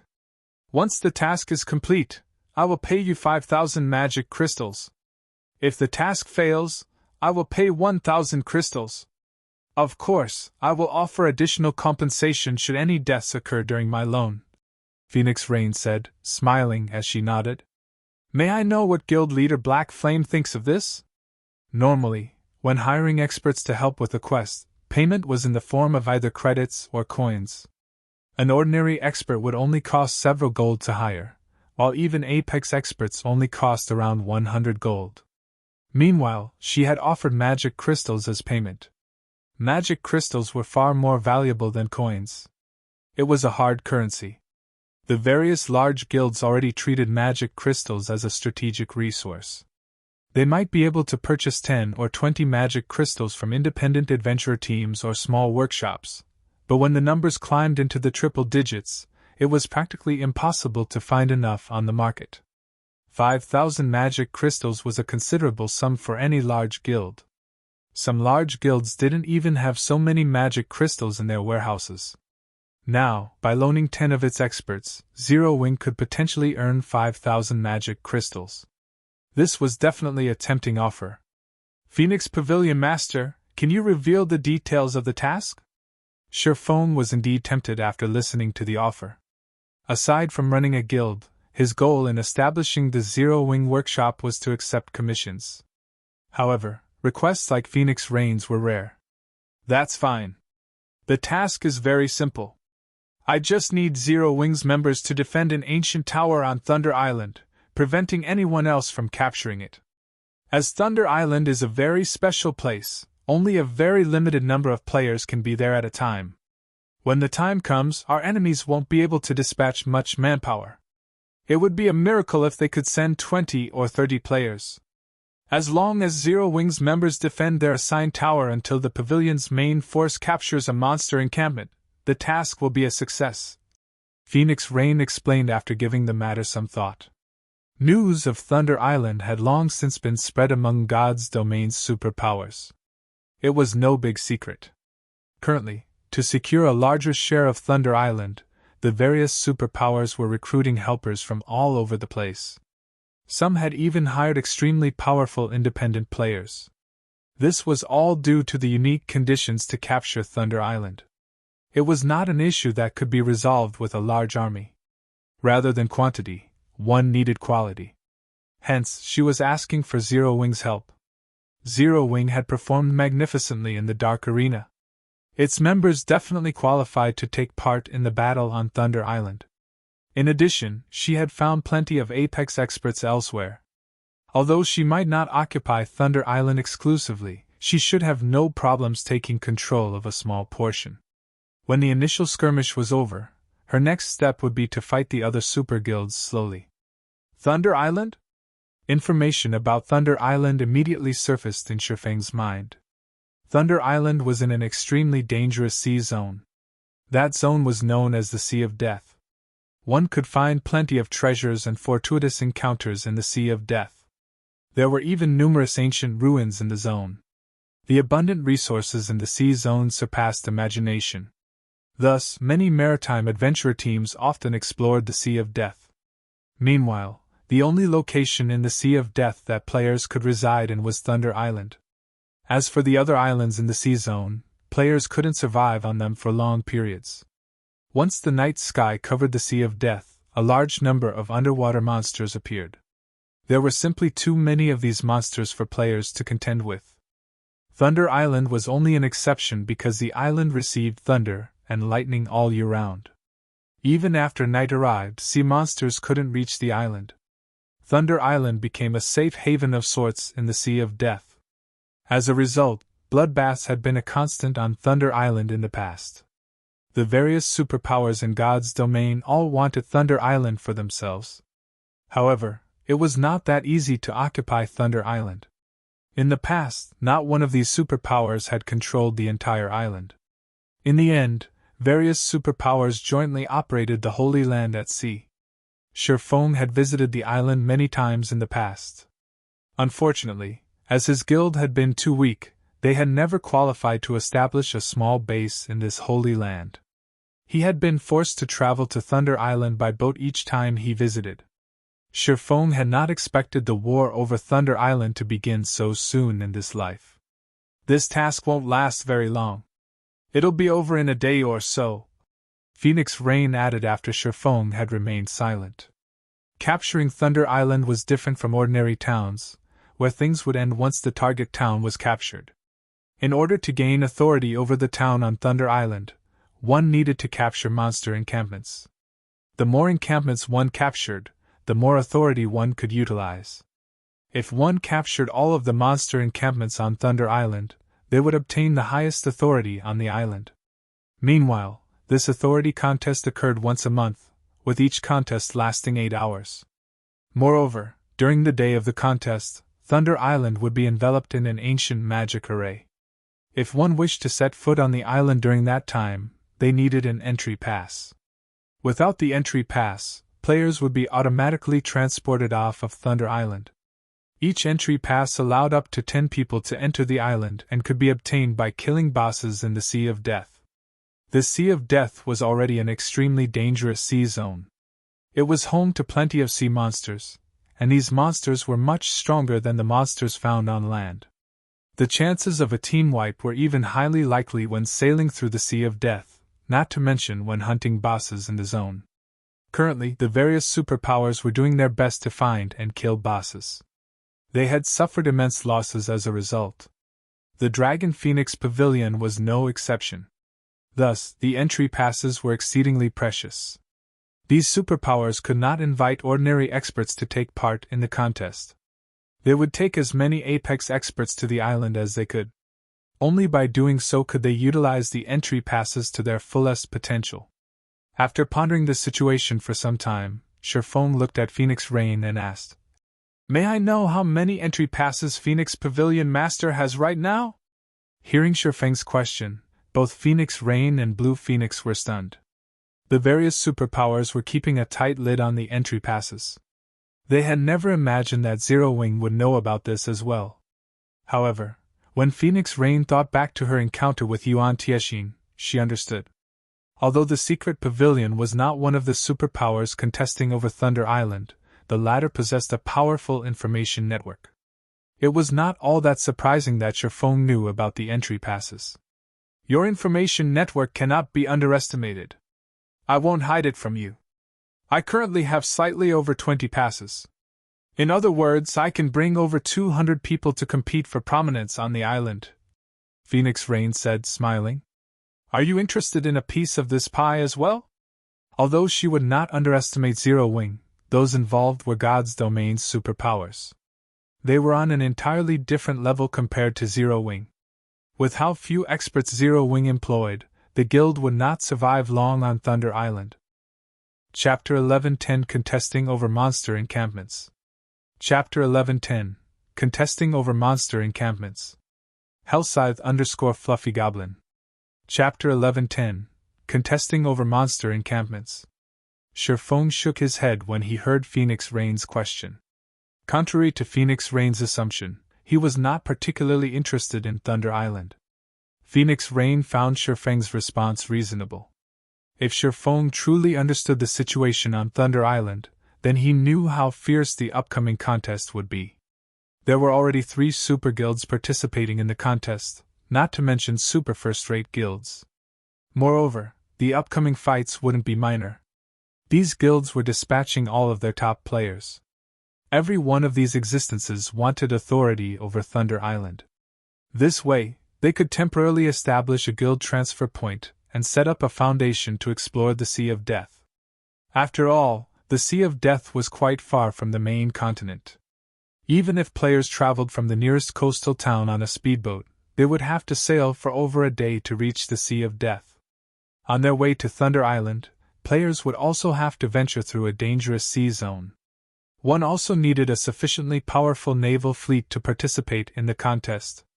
Sea monsters were more powerful than land monsters, not to mention boss-ranked sea monsters.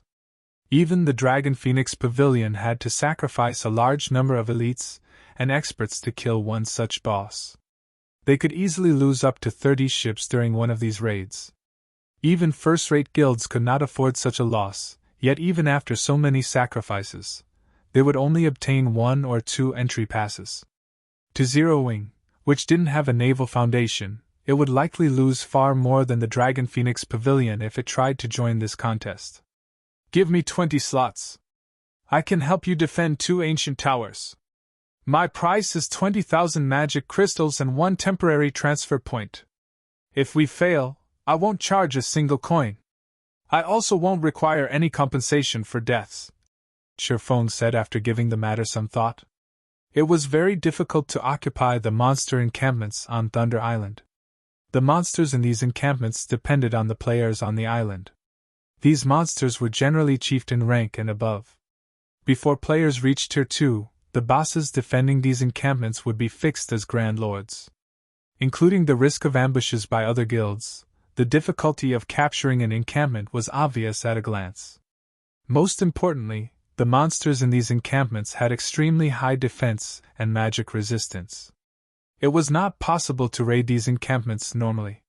One needed the ancient towers buffs to lower the difficulty. Meanwhile, the more ancient towers one occupied, the easier it would become to deal with these monsters. However, Thunder Island had a limited number of ancient towers. The various large guilds would definitely dispatch their men to take these towers over, although they would only send a small number of players to do so. After all, the monster encampments were the most important targets. To secure an ancient tower, one would generally dispatch 15 to 20 players, and these guilds usually attempted to occupy 3 or 4 towers. Once they did, with their expert strength, they could take down a monster encampment with roughly 100 players. His offer to defend 2 ancient towers would undoubtedly relieve some of the burden on Phoenix Rain. She would have an additional 10 players to help her occupy a monster encampment. You'll secure 2 ancient towers? Phoenix Rain fell into deep thought. To solidify their hold on the ancient towers, she had previously decided to dispatch 20 players to each tower. Her plan was to send 60 players to capture 3 ancient towers. The other 100-plus players she had would be more than enough to capture an encampment. This was her most conservative plan. Ideally, she wanted to capture 2 encampments. However, this was simply too difficult. If what Shirfong said was true, and he could maintain 2 ancient towers with just 20 players, she could save an additional 20 players for herself. If she put more efforts into expanding her fleet, she might even obtain 2 or 3 more entry passes before the day of the contest. By then, she would have a chance of obtaining 2 monster encampments. Only, Shirfeng's transfer point condition was somewhat difficult to agree to. For each monster encampment one captured on Thunder Island, they would earn 2 temporary guild transfer points in the town. She had already promised 1 transfer point to another large guild that had agreed to assist her.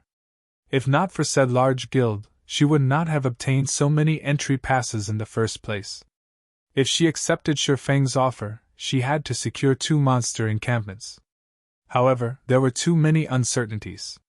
Moreover, Phoenix Rain found it hard to believe that Zero Wing had so many powerful experts capable of defending 2 ancient towers with just a team of 20. Is there some issue? Shirfong could not help but ask as he watched Phoenix Rain ponder his offer. Guild leader Black Flame, to tell you the truth, each captured monster encampment only provides 2 temporary guild transfer points. Among them, I have already promised 1 to the Firmament Guild. Although Firmament is only a first-rate guild, the guild has been developing its maritime strength. Currently, its navy is even stronger than many super first-rate guilds. If not for them, I wouldn't have obtained so many entry passes, to begin with. Phoenix Rain explained. Firmament? Shirfong recalled the guild from his past. The Firmament Guild was indeed an overlord at sea. Firmament had occupied 2 coastal NPC cities, which had populations in the millions, very early in the game. These 2 cities served as the foundation for the guild to develop its maritime strength. In addition, Firmament had focused on developing its navy. Although overall, it was significantly weaker than super first-rate guilds, battles at sea did not rely on guild experts. The quantity and quality of the guild's ships also played a major role. In the past, even some super guilds had not been a match for Firmament's combat power at sea. It was no wonder why the Dragon Phoenix Pavilion had managed to obtain so many entry passes, despite having recently begun its naval development. When will Thunder Island's contest begin? Shifeng asked. The contest will begin in 7 days. However, traveling to the island takes a full day, so we only have 6 days to prepare, Phoenix Rain replied as she gave Shifeng a quizzical look. She didn't understand why Shifeng had asked such a question. 7 days should be enough, Shifeng said, laughing. Phoenix Pavilion Master, how about I make you another offer? Give me 60 slots. As long as your side can hold 3 ancient towers, my side will capture a monster encampment for you. In return, I want 100,000 magic crystals or lands of equivalent value in addition to 1 temporary transfer point. What do you think? When Phoenix Rain and Blue Phoenix heard Shifeng's new proposal, they stared at him in shock. They both believed that Shifeng was insane. While 100,000 magic crystals was not a problem for them, they simply did not understand where Shifeng found his confidence to make such a bold claim. Based on her estimation, under the assumption that they could capture 3 ancient towers as planned, capturing a monster encampment required at least 100 apex experts. Although the guild seemed full of experts to ordinary players, in the eyes of superpowers, Zero Wing only had around 10 truly capable experts. How was Shifeng going to fill the 50 remaining slots? Even if he could dispatch another 50 capable experts, it was impossible to capture a monster encampment with just 60 players. Phoenix Pavilion Master, you originally planned to capture only 1 encampment, right? You should know that the likelihood of capturing a second is quite low. Even if you allow Zero Wing to fight for the second encampment, I'm sure you won't suffer much loss. If you are still not sure, I can sign an agreement. If Zero Wing fails to secure the second encampment, we will pay 100,000 magic crystals. How about it? Chapter 11:11 Improving Strength. Chapter 11:11 Improving Strength. Hellscythe _Fluffy Goblin. Chapter 11:11 Improving Strength. Shifeng's words stunned Phoenix Rain and Blue Phoenix. 100,000 magic crystals was not a small amount. Even the Dragon Phoenix Pavilion would not casually play with such a large amount. They never thought that Shifeng would be so confident of capturing a monster encampment. However, even after watching Shifeng for a long moment, neither of them saw any signs of anxiety. Shifeng had remained extremely calm the entire time. After giving the matter some thought, Phoenix Rain said, Since Guild Leader Black Flame is so confident, I will agree to your conditions. Big Sis Rain? Blue Phoenix could not help but turn to Phoenix Rain in shock. Setting aside Zero Wing's confidence in capturing a monster encampment, losing 60 slots would be a major problem for the Phoenix Pavilion. They only had 21 entry passes. After deducting Zero Wing's 60 players and the 60 players required to defend the ancient towers, they only had 90 remaining slots. Even if they were lucky and obtained another 3 passes in the next few days, attempting to capture a monster encampment with only 120 experts was risky. In the off chance that Zero Wing failed and their side was targeted by other guilds, it was possible that they might end up with nothing at all. If they followed their original plan, however, they could gain at least 1 monster encampment. Don't worry. I understand the risks. Phoenix Rain did not bother to explain herself to Blue Phoenix. She signed an agreement with Shifeng. As long as Zero Wing captured a monster encampment and secured it until the end of the contest, Phoenix Rain would pay 100,000 magic crystals and 1 temporary guild transfer point on Thunder Island. After both sides signed the contract, Phoenix Rain left the lounge with Blue Phoenix. As they climbed into the advanced carriage, Blue Phoenix couldn't hold it in any longer. Big Sis Rain, isn't this move a little too risky? 9 Dragons Emperor's group is capable of taking at least 1 monster encampment down. If we end up with nothing, we won't have leverage against 9 Dragons Emperor. Phoenix Rain was clearly able to reach a draw with 9 Dragons Emperor, yet she had intentionally chosen a more dangerous path. This was completely different from how Phoenix Rain normally operated. Blue, what you're saying is correct. If we follow according to the original plan, we could end in a draw, Phoenix Rain said, chuckling. However, even if Black Flame hadn't suggested such a risky endeavor, when the time came, I would have split our forces to capture 2 monster encampments. I wonder if Black Flame suggested such a crazy plan because he predicted my intentions. In any case, I won't lose anything by agreeing to his proposal. On the contrary, Zero Wing will share the price of failure with us, but that price is more severe for them. Moreover, I am also very curious as to why Black Flame is so confident of taking down a monster encampment with just 60 Zero Wing members. Phoenix Rain's words rendered Blue Phoenix speechless. Phoenix Rain had made such a risky decision simply to sate her curiosity. How was she any different from Zero Wing's guild leader Black Flame? In the quiet second-floor lounge in the Candlelight trading firm. Shortly after Phoenix Rain left, 2 unparalleled beauties entered the room, confusion and helplessness filling their eyes as they gazed at Chiffon. Guild leader, this is a battle between God's domain's superpowers. Their strength is on an entirely different level. Aren't we taking too large of a risk for 100,000 magic crystals? Aqua Rose asked, her head aching. Before encountering the secret pavilion's simulation training system, she had assumed that there was only a small difference between first-rate guilds and super guilds. However, after training in the system for some time, she finally realized that super guilds were in an entirely different world. Of the secret pavilion's trainees currently in the simulation training system, a large number were already in the refinement realm. One could just imagine how many refinement realm experts the secret pavilion had, much less other super guilds. In comparison, excluding Chiffon, Zero Wing only had 3 people in the refinement realm: Fire Dance, Violet Cloud, and Gentle Snow.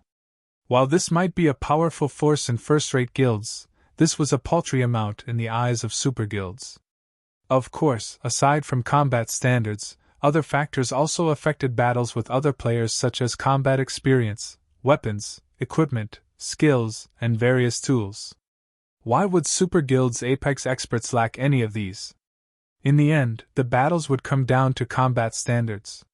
Gentle Snow nodded in agreement with Aqua Rose's views. Initially, she had been astonished. She had never imagined that not only did Zero Wing possess a close relationship with the secret pavilion, but even the Dragon Phoenix Pavilion's pavilion master had traveled so far to seek the guild's aid. Superpowers upper echelons like these even looked down on the guild leaders of first-rate guilds. Although only a single rank separated the 2 guilds, interactions between them were unheard of. Someone of Phoenix Rain's rank making a personal visit to anything less than a super first-rate guild was practically a dream. Don't we have 7 days? Chiffon shrugged nonchalantly. I just so happen to be free for the moment. I'll help you all train for a bit. Train? Really? Guild leader, you must keep your word, all right. Gentle Snow was confused. Aqua Rose, who stood beside her, however, rejoiced when she heard this. Every time Chiffon took them out to grind monsters, not only would their levels rise rapidly, but if they were lucky, they would also get to upgrade their already excellent weapons and equipment. The guild's core members always hoped that Chiffon would lead them. However, we can't have too many people this time. It is very dangerous where we are going. We'll take a team of 20 at most. I understand. Upon hearing Shifeng's instructions, Aqua Rose immediately began to contact the other members. Since Shifeng's goal was to help improve the guild's top combatants, she only contacted the top-ranking players within the guild. Among them were the 10 Azura Battle Team members and the top players from Gentle Snow's team as well as Alluring Summer. Once they formed the 20-man team, Chiffon led the team to White River City's teleportation hall, teleporting to the closest town to Ghost Forest Town near the Crying Ghost Ridge. Crying Ghost Ridge was a neutral map between the Black Dragon Empire and Star Moon Kingdom. Although Ghost Forest Town was a border town, it was void of players. The nearby maps were all level 60 and above. The monsters here were simply too high-leveled for current players. If one did not wield weapons or equipment that had the ignore level attribute, grinding here was impossible. Furthermore, monsters past level 50 underwent a qualitative transformation. Even level 50 common monsters were significantly stronger than level 45 elite monsters, much less level 60 monsters. It also took nearly 14 hours to reach the Crying Ghost Ridge from Ghost Forest Town on foot. Players simply had no reason to visit the town.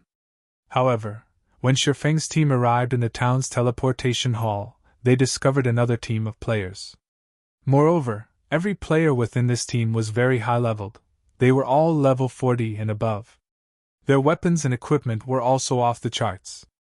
Most frighteningly, these people were all independent players. The instant Shifeng's group appeared, these players all shifted their gaze towards Shifeng and his team. Their cold killing intent could be felt from over 100 yards away. Chapter 11-12 Midnight Tea Party. Chapter 11-12 Midnight Tea Party.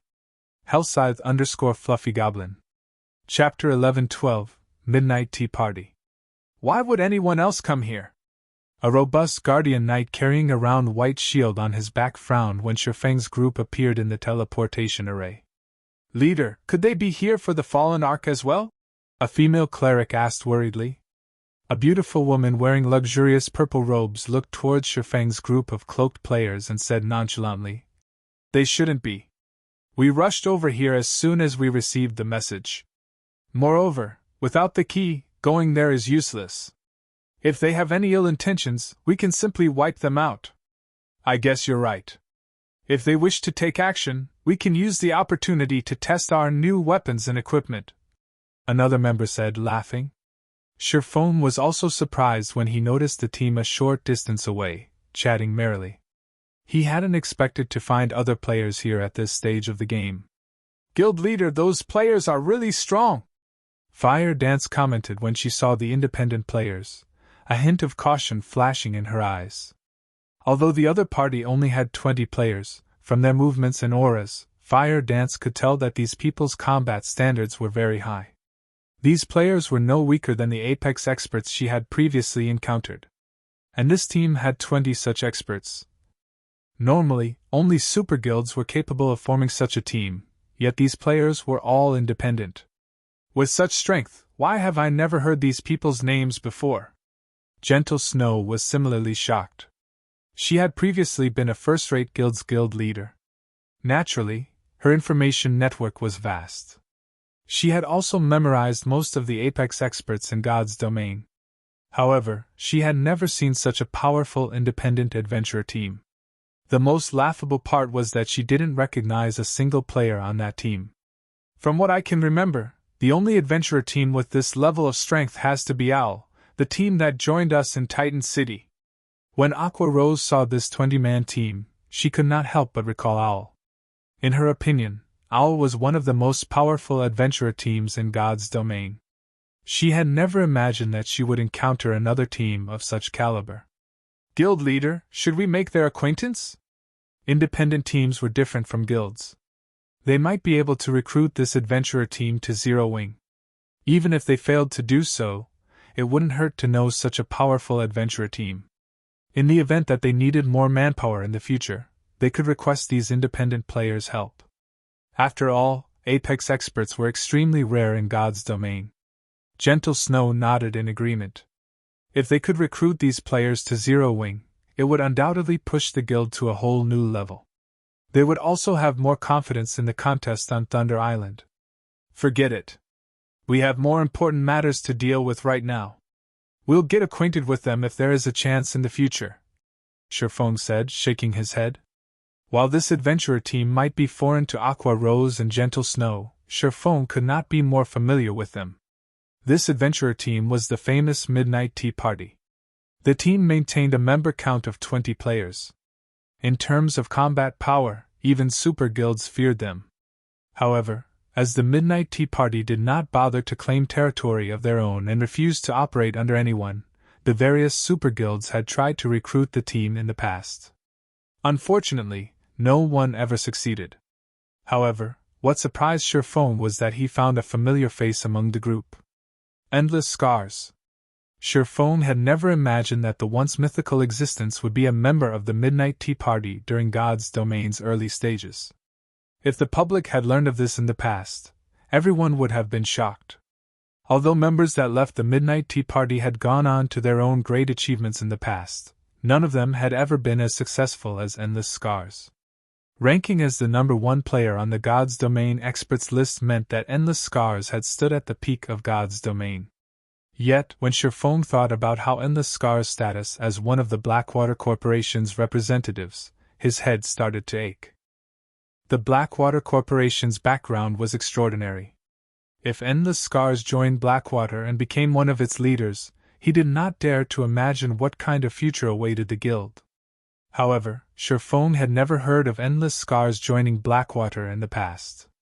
She had gone solo throughout her entire career in God's Domain.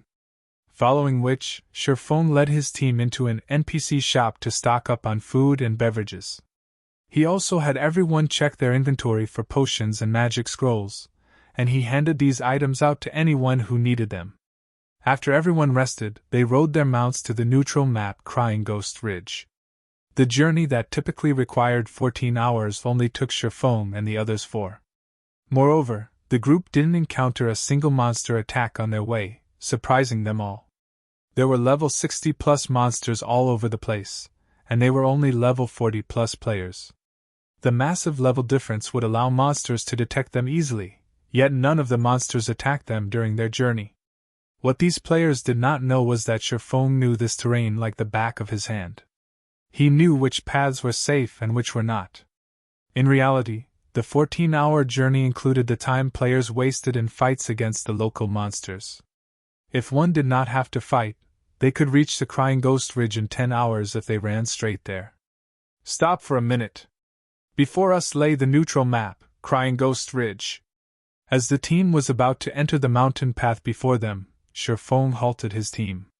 He then took a Tier 1 group invisibility scroll from his bag and said, "We'll complete the remaining journey on foot. Remember to follow me closely. The monsters here aren't like any you have encountered before.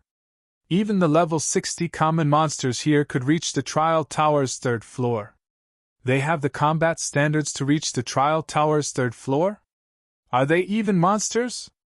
Blackie could not help his astonishment. When recruiting ordinary members, most large guilds only required players to reach the Trial Tower's 2nd floor. Though Zero Wing standards were slightly higher, with ordinary members needing to reach the 3rd floor, while elite members needed to reach the 4th floor. In other words, any random monster in the Crying Ghost Ridge was as strong as Zero Wing's elite members. However, monsters had much higher attributes than players. If both sides had the same combat standards, monsters could easily kill players. Everyone's relaxed expressions immediately vanished, and they began to move cautiously. At the same time, they were very curious about why Sherfone had led them to such a dangerous location. Following which, Sherfone activated the group invisibility scroll. As long as they did not attack or receive any attacks, they would remain invisible. The group invisibility scroll's only drawback was that it would reduce the affected player's movement speed to 80%, and its duration was only 10 minutes. Shortly after Sherfeng's team entered the Crying Ghost Ridge, another group of players arrived before the ridge on their horses. "There are too many monsters on the way here. We really are lucky that leader has the Beastmaster's breath as a deterrent. If that other team came this way, they would be stuck fighting those level 60 monsters for hours. By the time they got here, we'd already have the fallen Arkansas." The Midnight Tea Party's members could not help but laugh. They had only braved the journey here because their team leader had the Beastmaster's breath. Otherwise, they would have waited until they reached level 50. "Huh! Something's not right. Look at those hoof prints." When one of the rangers used his investigation skill, he discovered hoof prints around the mountain path's entrance. He was shocked. The prints looked quite fresh, and there are a lot of them. What? Could it be the team we saw in town? Impossible! Chapter 11:13 Foreign Races. Chapter 11:13 Foreign Races. Hellscythe_Fluffy Goblin. Chapter 11:13 Foreign Races. When the Midnight Tea Party's members noticed the hoof prints, their expressions grew tense. The Crying Ghost Ridge was a level 60 to level 75 map. To current players, this place was a forbidden land. If not for their interest in the fallen ark inside the ridge, they would not have bothered coming here at all.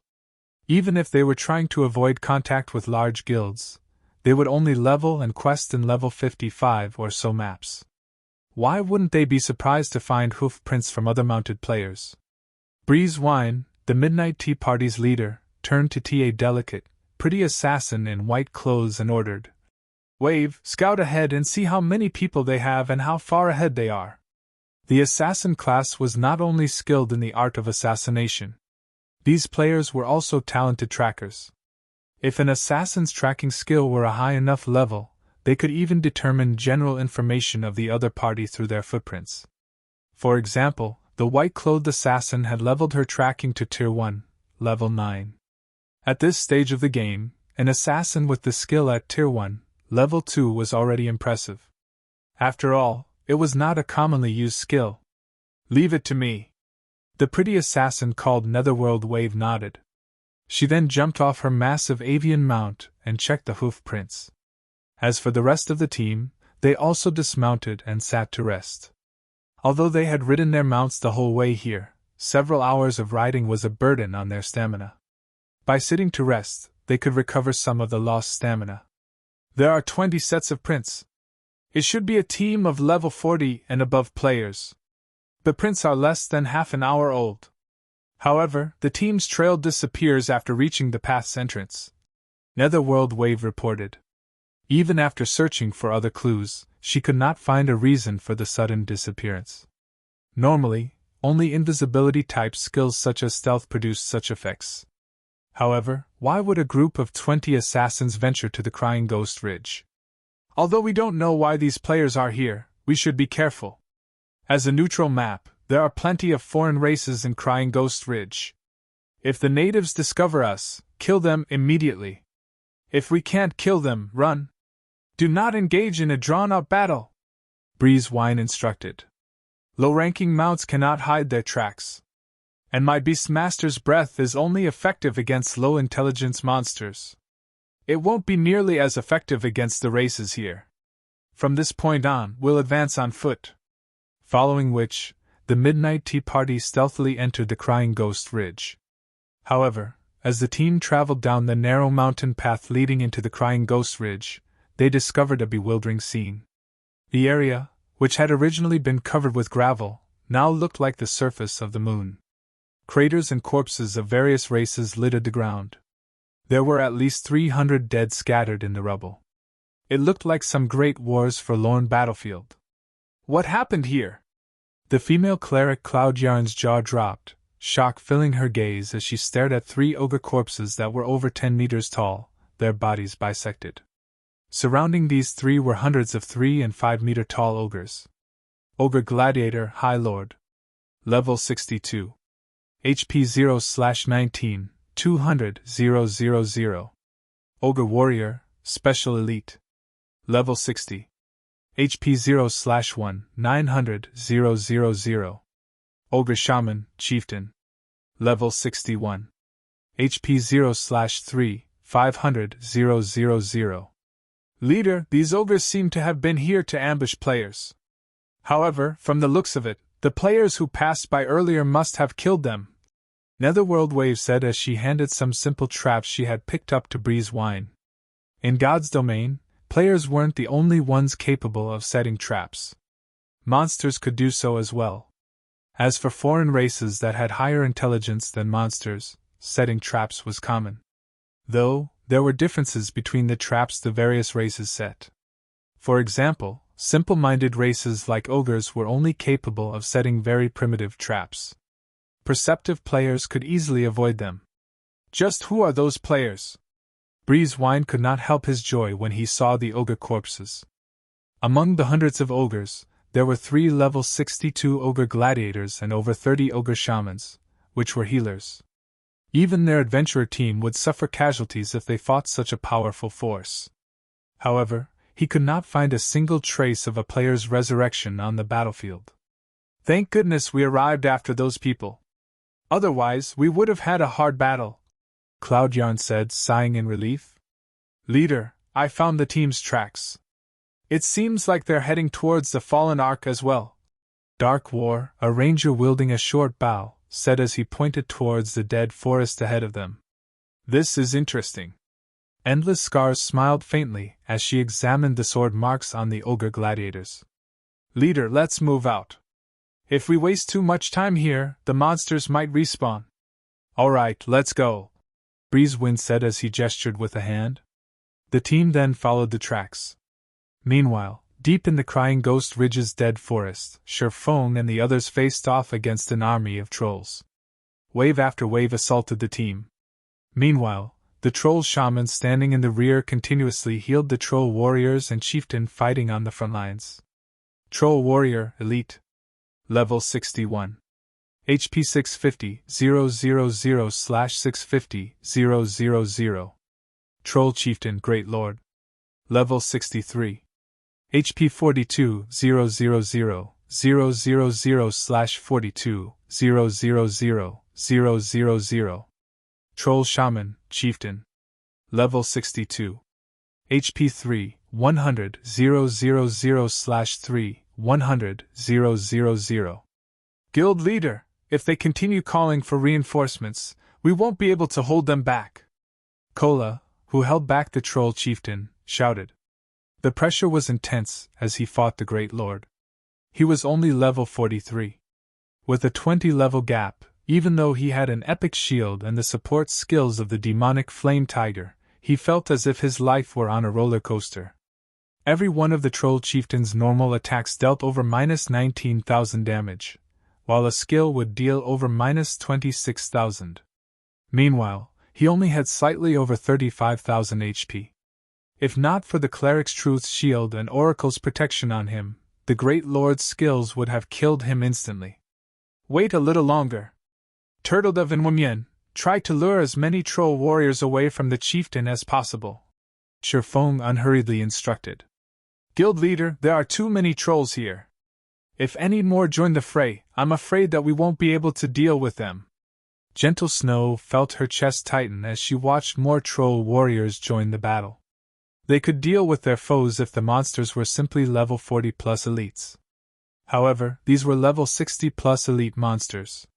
Furthermore, aside from the abundant EXP, killing these monsters wasn't particularly profitable. The elite and chieftain rank trolls they had already killed had only dropped silver coins and some materials. They hadn't even dropped a piece of mysterious iron equipment. Almost. Just hold on for a little while longer. Sherfong did not bother to explain. God's Domain's neutral maps were home to various foreign races. Unlike humans, foreign races were very talented.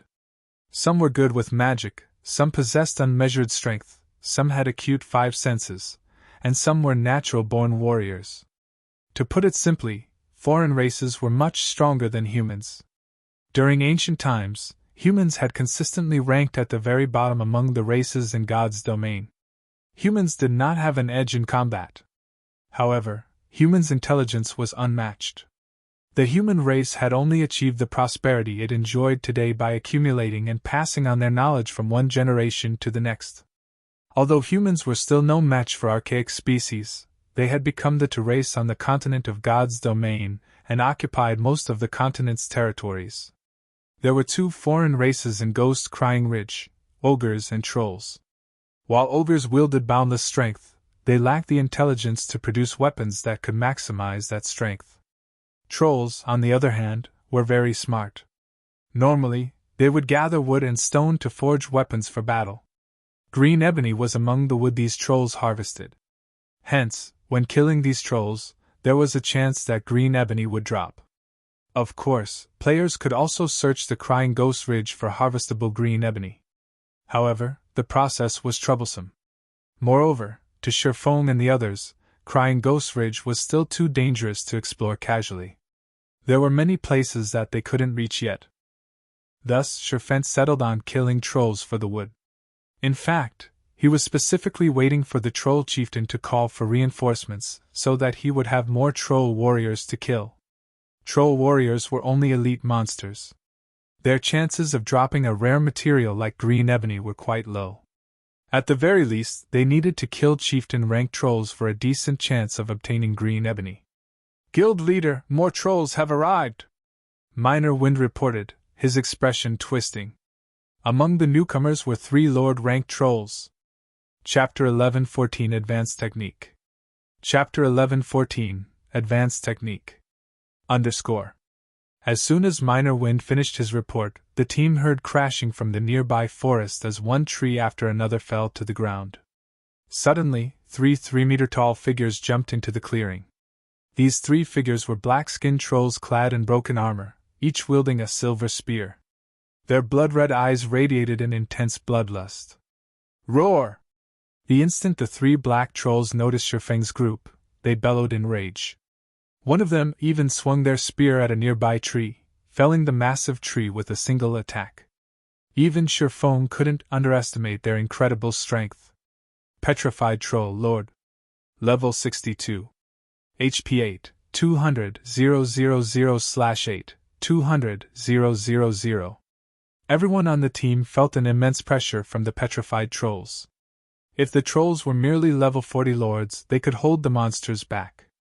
However, a level 62 lord was many times more powerful than a level 40. On their team, only their MTs could withstand an assault from one of these monsters. No one else could endure their attacks, much less pin them down. These level 62 lords possessed combat standards at the Trial Tower's 4th floor. These petrified trolls' attributes also dwarfed theirs. The same held true for speed. In addition, Lord-ranked monsters were generally resistant to control skills. If they could neither outrun nor control these monsters, just how were they supposed to fight against the petrified trolls? Shifeng's expression was just as serious as the rest of his team. What rotten luck! It's even capable of summoning petrified trolls. The troll chieftain surprised Shifeng. Unlike ordinary trolls, petrified trolls had petrification runes carved all over their bodies, which made their skin harder than even steel. They were also monstrously strong. They were famous for being difficult enemies. In the past, players that encountered these petrified trolls generally turned and fled. The 3 petrified trolls didn't give Shifeng's team much time to react. Without hesitation, they pounced on Kola, who currently held back the troll chieftain. Why are they always targeting me? Glancing at the approaching petrified trolls, Kola activated his Tier 1 Protection Blessing and Last Stand, reducing all incoming damage by 50%, weakening any impact he received, and increasing his maximum HP by 40%. Instantly, his maximum HP rose to 49,530. Pun! Pun! Pun! 3 silver spears struck Kola's dragon scale shield, one after another. -6,717. -6,809. -6,784. Following which, the troll chieftain brandished its massive red great sword and slashed at Kola. Tier 3 skill, Storm Rage. Quickly adjusting his footwork, Kola lifted his shield just in time to block the attack coming from his side. Meanwhile, the distant violet cloud quickly cast a truth shield on the guardian knight. Boom! When the troll chieftain's great sword crashed into the dragon scale shield, dazzling sparks flew as a loud boom resounded through the dead forest. Everyone felt the shockwave from the impact. As for Kola, numerous deep cuts ripped apart the ground around him. The truth shield on Kola shattered as the guardian knight was thrown, only stopping when he crashed into a large tree. The wood splintered upon impact. -19,678. What a powerful move! Everyone gasped at the power of the troll chieftain's attack. If not for Kola activating Protection Blessing and Last Stand beforehand, he would have died instantly. After witnessing this assault, the team finally understood that these trolls were far from ordinary. The trolls could actually coordinate their attacks. It was also obvious that the troll chieftain had already planned this, saving its ultimate move to deal a final blow. Unfortunately for the trolls, Kola was Zero Wings number 1 MT. He wore a Tier 1 set equipment, and wielded the epic rank Dragon Scale shield. In addition, he had 3 advanced mana armor kits equipped. After activating his life-saving skills, he was not that easy to instant kill. However, after receiving the 4 trolls combination attack, Kola had less than 10,000 HP remaining. Shifeng took a Tier 2 magic scroll from his bag, unfurling it and reading the incantation within. Immediately, the dark blue magic scroll began to activate. 18 ice spears appeared around Shifeng. He then controlled the frozen spears to attack the troll chieftain and the 3 petrified trolls. Tier 2 spell Ice Wheel. Every one of the 18 ice spears was powerful.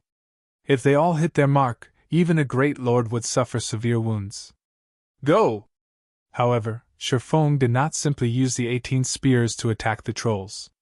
Instead, he executed Sword's orbit with the spears. The 18 spears formed a beautiful star of ice and struck at the 4 trolls. Boom! Boom! Boom!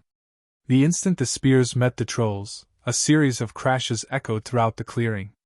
The trolls cried in agony. Guild leader, you're too good to me. You used a Tier 3 magic scroll to save me. Kola released a sigh of relief when he saw the 4 trolls being pushed back. The team's 4 healers hadn't recovered half of his HP yet. If he received another round of attacks, he would have no choice but to activate his final life-saving skill. Now that the 4 trolls had been forced back, he had room to breathe. Who are these people? A 20-man team is actually grinding monsters here. This is insane. That attack should have been from a Tier 3 magic scroll, right? That is simply extravagant. While Shifeng's team fought the trolls, the Midnight Tea Party watched the battle from above the distant forest. They were curious as they observed Shifeng's team of 20 cloaked players in battle. No, that should have been an elementalist Tier 2 spell, Ice Wheel, Endless Scars said, shaking her head. She glanced at the petrified trolls, which had been forced back by over 20 yards, and the troll chieftain, which had taken 6 steps back, and said, However, the magic scroll's user is very powerful. He managed to incorporate the spell with some kind of special technique, allowing the Tier 2 Ice Wheel to display the might of a Tier 3 spell. That's not possible, right? We're talking about a magic scroll. It is already extremely difficult to incorporate skills with combat techniques, not to mention enhancing a skill's power to such a degree. The assassin, Netherworld Wave, could not bring himself to believe Endless Scars. However, the latter was an elementalist and far more familiar with magic-type skills than himself. Moreover, in terms of combat techniques, Endless Scars was unmatched in their adventurer team. That person did incorporate a combat technique into Ice Wheel. However, his technique is so advanced that even I can't discern any clues on how he achieved it. Breezewine, the team's leader, said, confirming Endless Scars' claim. Among the experts I've encountered, that player can rank in the top 3. What? Is he even human? Cloud Yarn could not help but blink as she stared at the distant Shifeng. This was the first time she had heard their team leader praise someone to such a degree. At this moment, the ranger Dark War, who had been paying attention to the battle, recaptured his teammates' attention. Look! That player is about to make a move! The Midnight Tea Party's players immediately returned their gazes to Shifeng. Fire! Coordinate with snow and lure one of the petrified trolls away. Leave the remaining 2 to me, Shifeng commanded. Chapter 11:15 Violent Team. Chapter 11:15 Violent Team. Hellscythe _ Fluffy Goblin. Chapter 11:15 Violent Team. As soon as Shifeng finished speaking, Fire Dance and Gentle Snow exploded into action. Fire Dance immediately used shadow steps to appear behind one of the petrified trolls, which was over 20 yards away. With a 360-degree spin, she thrust 1,000 transformations through the petrified troll's armor, penetrating the lord's back. Backstab. A damage of -9,216 appeared above the petrified troll's head, and it screamed in agony. The troll spat a mouthful of fresh blood. Although the petrified troll tried to retaliate, Fire Dance quickly followed up with a light slash at its back, the sharp 1,000 transformations easily cutting through the petrified troll's body like a hot knife through butter. Not only did Fire Dance's bisect inflict a 30-second bleeding debuff, but the Lord was also paralyzed, unable to fight for a short time. Following which, Fire Dance executed Absolute Strike, transforming into a streak of black light that lanced through the petrified troll.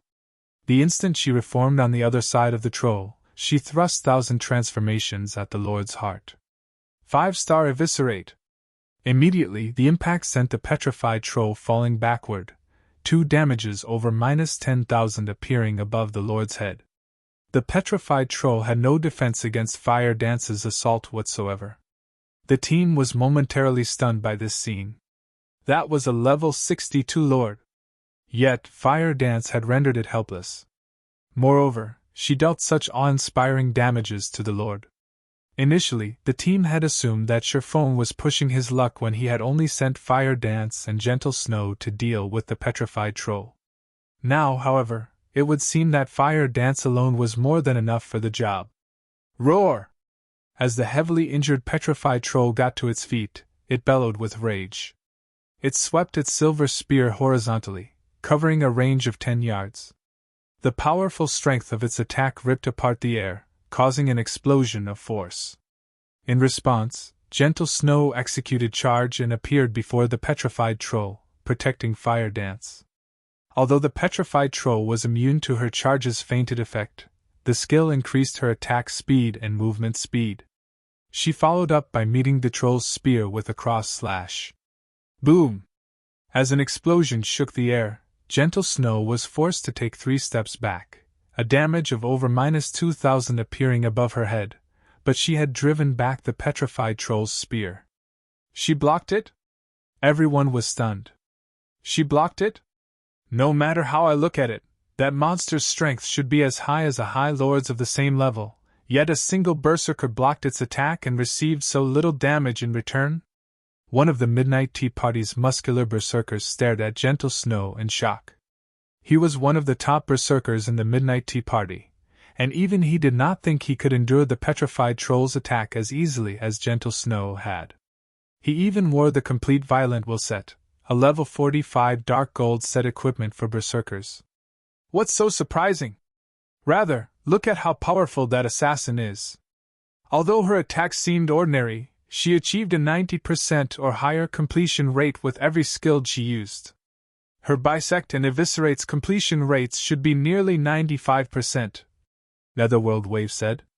Although Gentle Snow's ability to withstand the petrified troll's attack had surprised him as well, as an assassin, he understood exactly how powerful Fire Dance was. Big Sis Endless, who do you think these people are? They're all as strong as monsters. The female cleric Cloud Yarn asked Endless Scars curiously. Among their team members, Endless Scars had the most powerful information network. They're all wearing black cloaks. With their information hidden, even I have no way of determining their identities. However, there are not many experts at this level in God's domain. Although I know of a few, none of their actions or behavior match these people, Endless Scars said, shaking her head. However, what the members of the Midnight Tea Party did not know was that while level 62 lords might be difficult to deal with for other experts, Fire Dance and Gentle Snow were not among them. After all, one of them wielded the fragmented legendary rank 1000 transformations, while the other wore the fragmented legendary rank 7 luminaries battle armor. With these godly items, how could they not be capable of injuring a level 62 lord? As the Midnight Tea Party conversed quietly, Cherfone launched his own assault. He activated Dragon's Authority, inflicting the fear debuff on all enemies within a 50-yard radius, and reducing their attack power, attack speed, and movement speed by 40% for 1 minute. Although the skill couldn't reduce the petrified troll's movement speed, it could slightly reduce their attack power and attack speed. Moreover, the skill affected all nearby trolls, making it much easier for his other team members to fight these monsters. Cherfone then activated the Aura of Wind, increasing his movement speed and attack speed significantly. He executed Wind Blade and appeared before the 2 petrified trolls before executing Sword's Orbit, blue starlight wrapping around his body.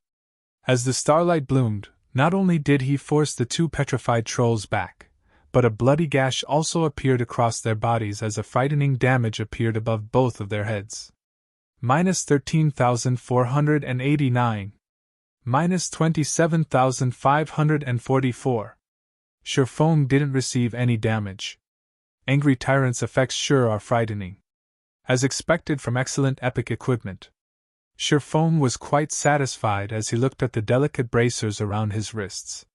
Dark red runes faintly shone on the bracers. The Angry Tyrant's strength bonus was above average even among epic items. When its passive skill, Angry Blow, took effect, it pushed his combat power to a whole new level. If not for these epic bracers, he would not have decided to confront the two lords directly, opting for a safer approach instead. Although the petrified trolls possessed high defense and strength, they were slower than ordinary lords of the same level. Even a Tier 2, Level 50 assassin could easily outmaneuver a petrified troll, not to mention Sherfoam, an expert with 5 epic items and a fragmented legendary item. Infuriated, the two petrified trolls howled. A blood-red haze then appeared around their spears.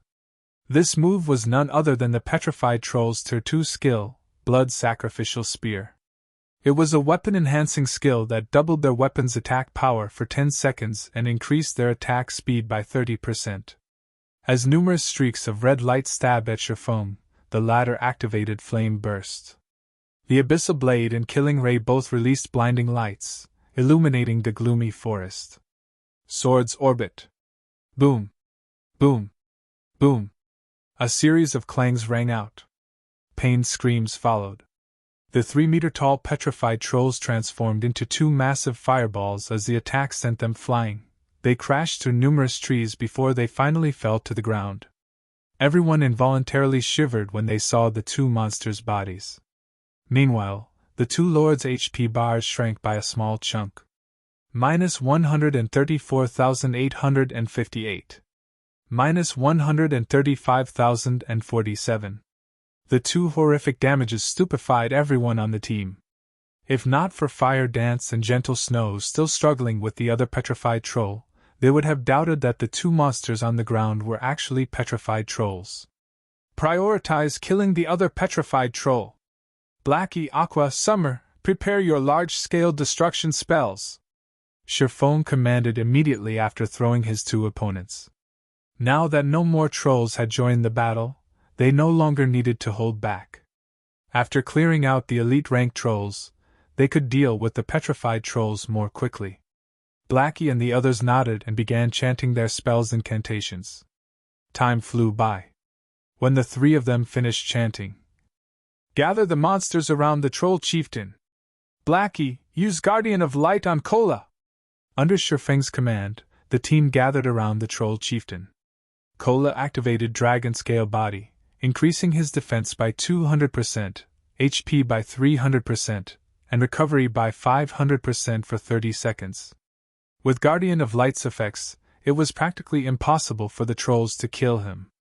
Seal! When Sherfoam saw that most of the monsters had been herded, he activated Skywheel's sword and limited the monsters' movement. Attack! Immediately, 3 large-scale destruction spells descended on the trolls. As for Sherfoam, he switched the Aura of Wind for the Aura of Fire and activated Firestorm. Thunder and fire bombarded the monsters. By the time the spells ended, all elite rank trolls were dead. Even the chieftain rank troll shamans had less than half their HPs remaining. You're tuning into the Phoenix Knights YouTube channel. Don't forget to subscribe and join us on this journey to catch the most captivating stories.